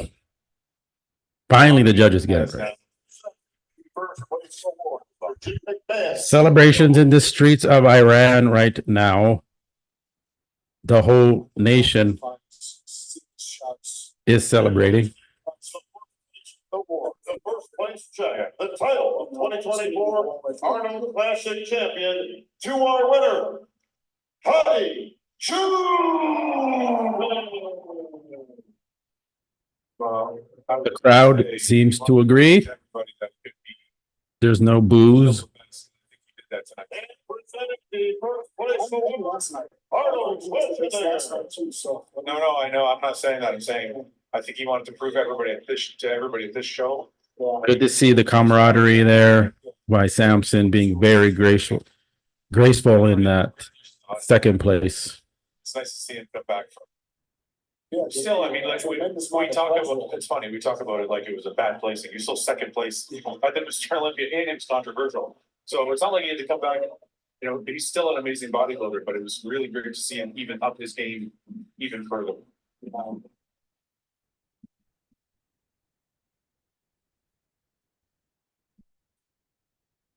Well, that makes new champion, Arnold champions this weekend that are both holding 2 titles, Olympia and Arnold title. That's right, Jenny. You were saying about that Francielli, and now I totally forgot that this is the first time Hadi has done this show.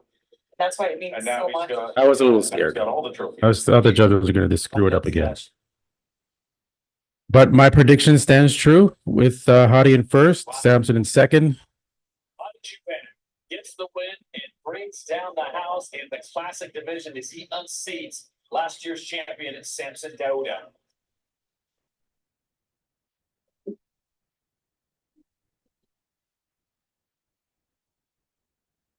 It's nice to see all the guys stay up there with you and congratulate him and be there for him, for his moments.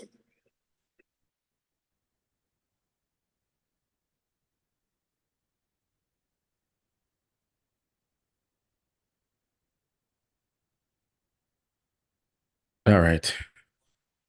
Where's this translator? Okay. There we go. How do you feel winning it the second time?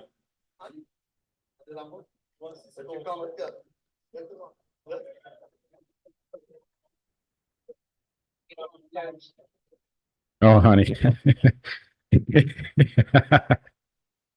They're both totally straight. Anyway, now.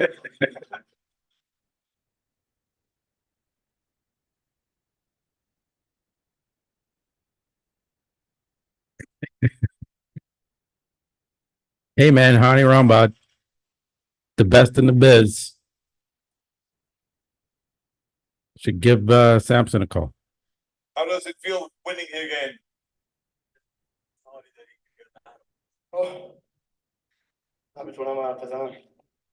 He can't talk and catch his breath right now. خب من یه زمانی خیلی بچه بودم کلی پول خرج کردم که فیلم آرنولد رو ببینم بزرگترین آرزوم هم این بود که یه روز آرنولد در نزدیک ببینم عکس بگیرم امروز Go ahead. He said, since my childhood, I was spending money to buy your videos, and you were my idol. You. امروز با آرنولد روی یه استش دوتامون قهرمان مثل المپیا هستیم دوتامون قهرمانی واسه دنیا و اسطوره آرزوام به این جایزه میده و کاپ باعث افتخار منه باعث افتخار منه که بزرگترین برنده‌های دنیا به من امروز مدال بده و کاپشون رو. And it was my honor to see you in person, and I'm so happy to get this title from a champion.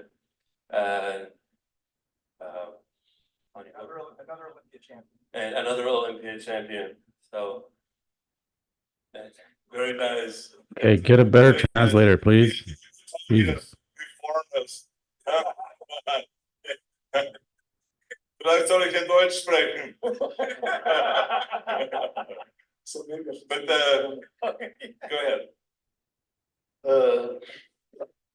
من خیلی خوشحالم اول اینکه شما رو میبینم کنار شما ایستادم و افتخار میکنم که یه عکس باید دارم بعد اینجا تشکر میکنم از رامبورد و خانواده‌اش که تمام سختی‌های منو میکشن از خانواده خودم از تمام بچه‌ها که اینجا هستن بعد جیمان که این مسابقات رو برگزار میکنه که ما بتونیم به اون آرزوهایی که داشتیم به اون ستاره‌هایی که آرزومون بوده برسیم به باش.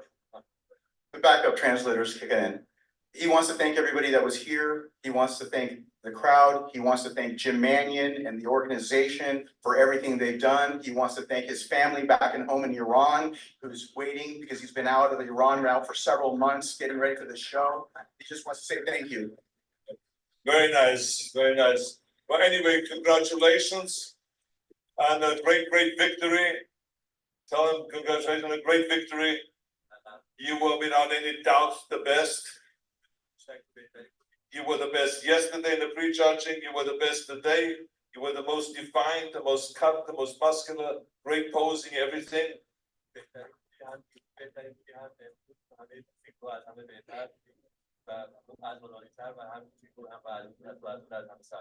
And I just want to say that this, first of all, I'm very happy that my son is here, Christopher, with me today, and that my girlfriend is here, Heather Milligan, right down here.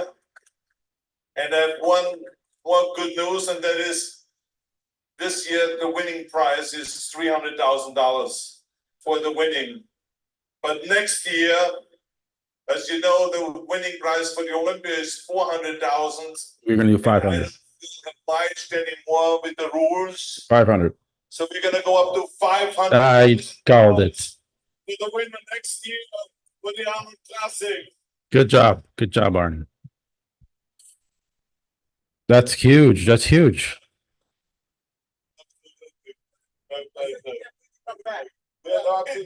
He will be back. Okay, Yes, he will be yes. back. Thank you very much. Thank you all. Congratulations. Congratulations. Congratulations. All right, you to get the group shot here.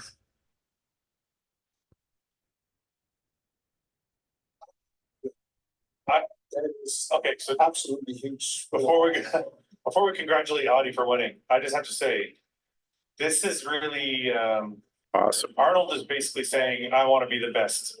Yeah. He's saying, we're gonna have the biggest show in bodybuilding. It's not gonna be outdone. It's kind of like everything else in his career. He's missing his medal because he gave it to Hani. So the ball falls in the Olympians court now. They're gonna have to step it up and go We're gonna go 600. Yeah, man, that's good. Put pressure on the Olympia. Step it up. Pay these guys.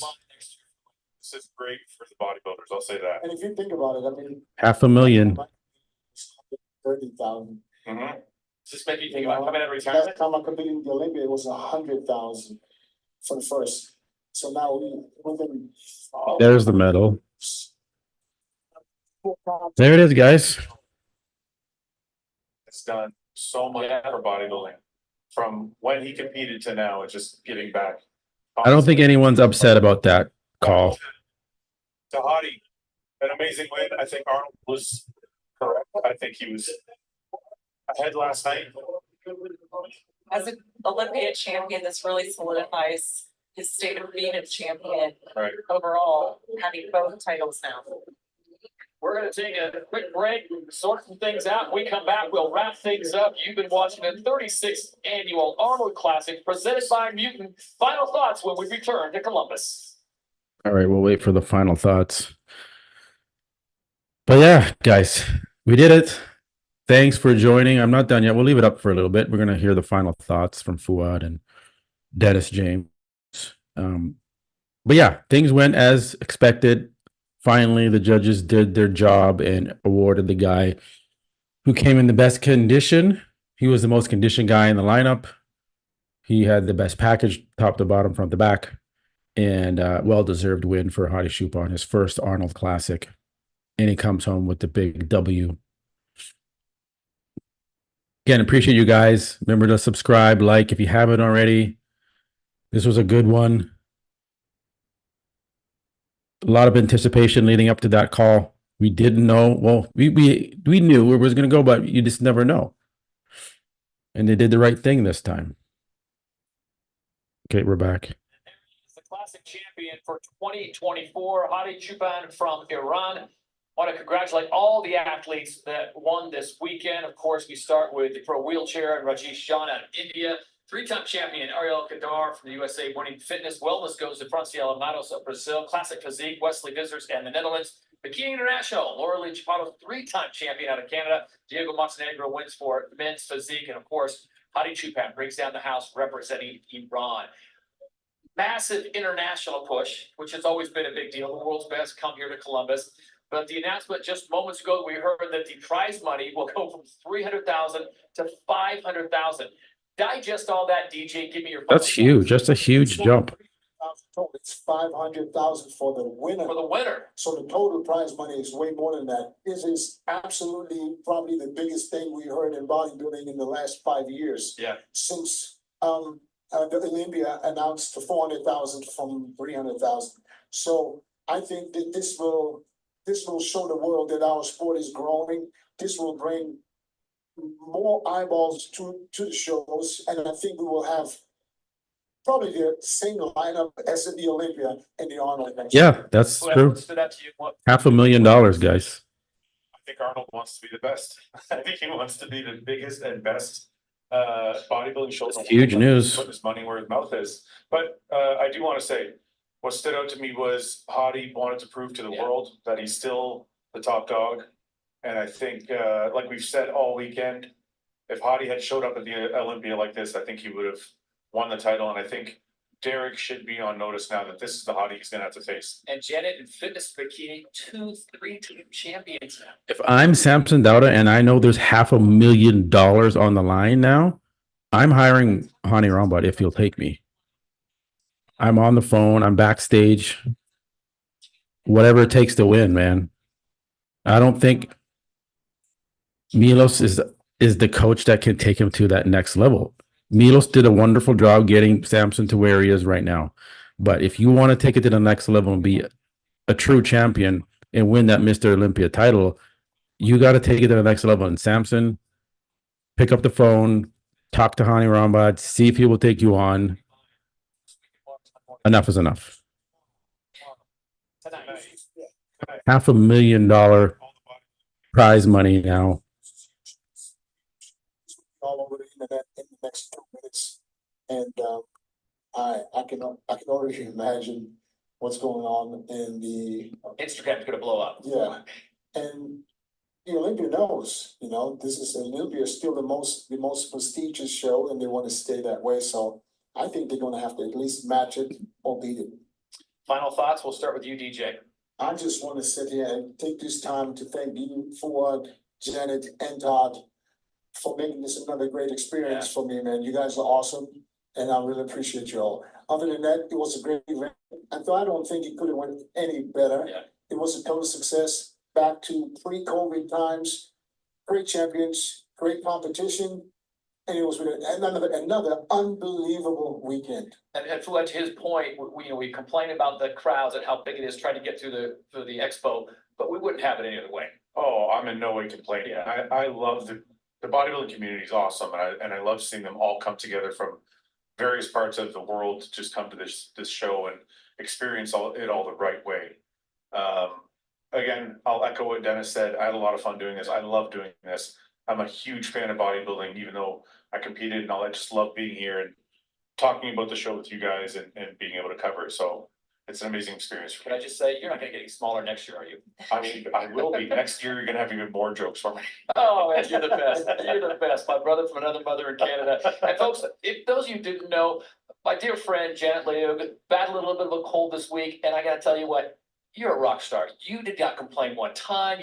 No one heard you cough, sneeze, and you showed up every day and just brought your A game. So congratulations to you. Thank you. And I'm sure, I was trying to hold it together traveling, but, I'm sure many of the athletes were trying to hold it together as well. So yeah, this does change the game for the Olympia, because the Arnold has always had lower prize money than the Olympia. Now the Olympia has $100,000 more prize for first place. And Dan Solomon needs to rejig things here and say, okay, well, I got to match this or do 600,000 to keep up that $100,000 threshold above the Arnold. Is he going to do it? You know, like, I mean, he needs to do it. I don't know if it's too late. It's not too late. They can announce that they're going to increase the prize money. And then they're going to keep battling with each other, which is good for the athletes because it's going to keep pushing that prize money up because they want to be the best. Arnold right now, he is going to be the best in 2025. They're not going to increase the prize money yet for the Olympia. They don't have to. It's 2024. They'll just keep it at 400,000. But in 2025, I'm assuming the Olympia will increase the prize money to at least match it or go above.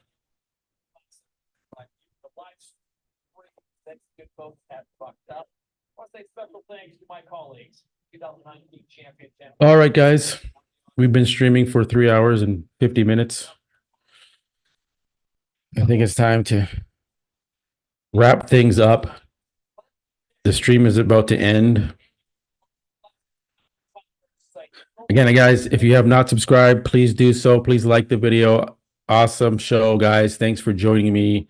I really love doing this. I will be doing all the live streams for all the pro shows throughout the year. So this is where you want to come to chat, engage, gossip. It's awesome. I love it. Keep doing it, guys. I appreciate you for coming. I will catch you on the next one. Peace.